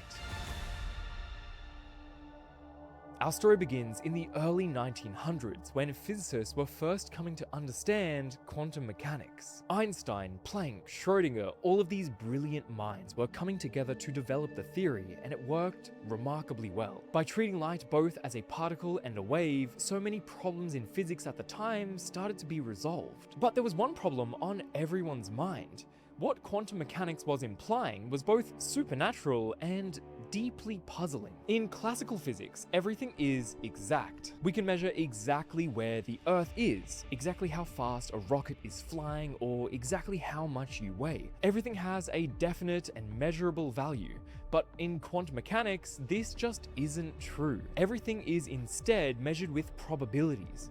Physicists use something called the wave function to figure out the probability of each outcome. Maybe the wave function says there is a 25% chance that I'm here, 25% chance I'm here, and a 50% chance that I'm over here. In the 1920s, Niels Bohr and Werner Heisenberg described a physical explanation for how this process worked. They claimed that the wave function collapses to one of these possible results when measured by an observer. This is known as the Copenhagen interpretation of quantum mechanics. And that feels weird, right? Why do we need to observe something for it to have a definite value? And Einstein agreed, famously saying that God does not play dice with the universe. This is actually where the famous Schrödinger's cat thought experiment came from. Schrödinger didn't like the collapse interpretation, and so he used his cat to show how weird it really was. The cat in the box ends up being both dead and alive at the same time, literally. But how can that be? So people rush to try and come up with different explanations. Maybe it's our human consciousness that is causing this wave function to collapse. But the equations just worked so well. Without quantum mechanics, we wouldn't have our computers, Wi-Fi, lights, GPS, phones. You get the point. But there is still this underlying weirdness we still don't understand. In the frustration of all of this, a young American physicist would go on to propose a radical solution that would shock the world.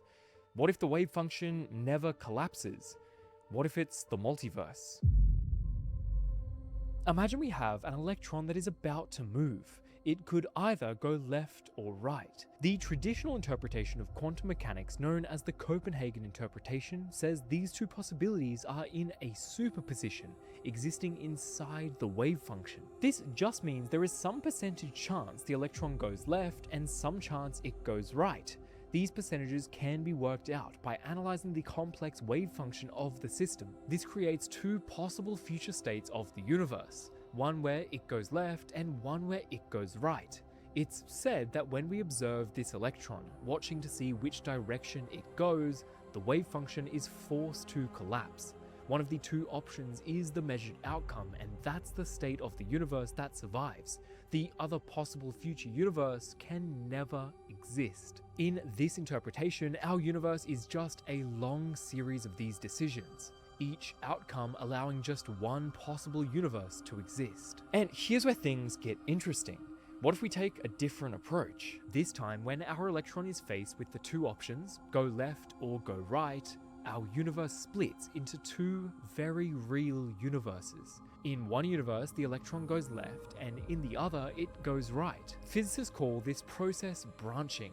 As soon as a quantum decision forces our universe to branch, the new universes can never interact and talk to each other. And as you can imagine, considering how many little particles there are in our universe, constantly moving around and being faced with these quantum decisions, this branching is happening all the time at an insanely high rate, practically infinite. So which universe are we in? Well, your consciousness can be thought to be just a passenger riding along one of these infinite paths. Alternate versions of you exist on their own unique path, each one never overlapping with yours. So now there's a version of you that saw the electron spinning clockwise, and there's another version of you that saw it spinning counterclockwise. And that's just taking seriously the prediction of quantum mechanics. It's not adding any extra stuff, any extra worlds, anything like that. That is the part where my brain broke. This radical new approach is known as the many worlds interpretation of quantum mechanics, and it's what 27-year-old Hugh Everett proposed in 1957. If the wave function never actually collapses, all of these possible outcomes can be made real in their own unique universes. Multiple versions of the observer emerge, but they can never communicate with each other. Instead of just treating this one isolated quantum system under the wave function, in Everett's view, the entire universe could be described with one single universal wave function. When he took this revolutionary theory to Bohr in Copenhagen, he was unimpressed and said that it was too extravagant. The wider scientific community just kept using the Copenhagen interpretation. It's what I got taught at university 2 years ago. Everett left academia, never publishing in physics again, and in his later years, he may have even bet his life on his theory.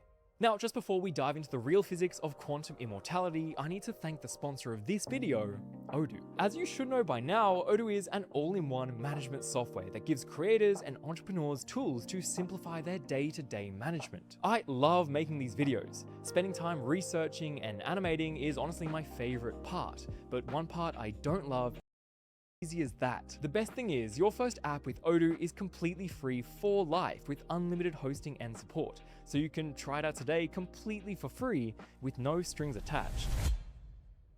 There was still this one big glaring problem that the many worlds interpretation was yet to answer. If the collapse of the wave function never actually happens, why does it appear to occur when we make quantum observations? All of our experiments point towards this collapse being real, so what's going on?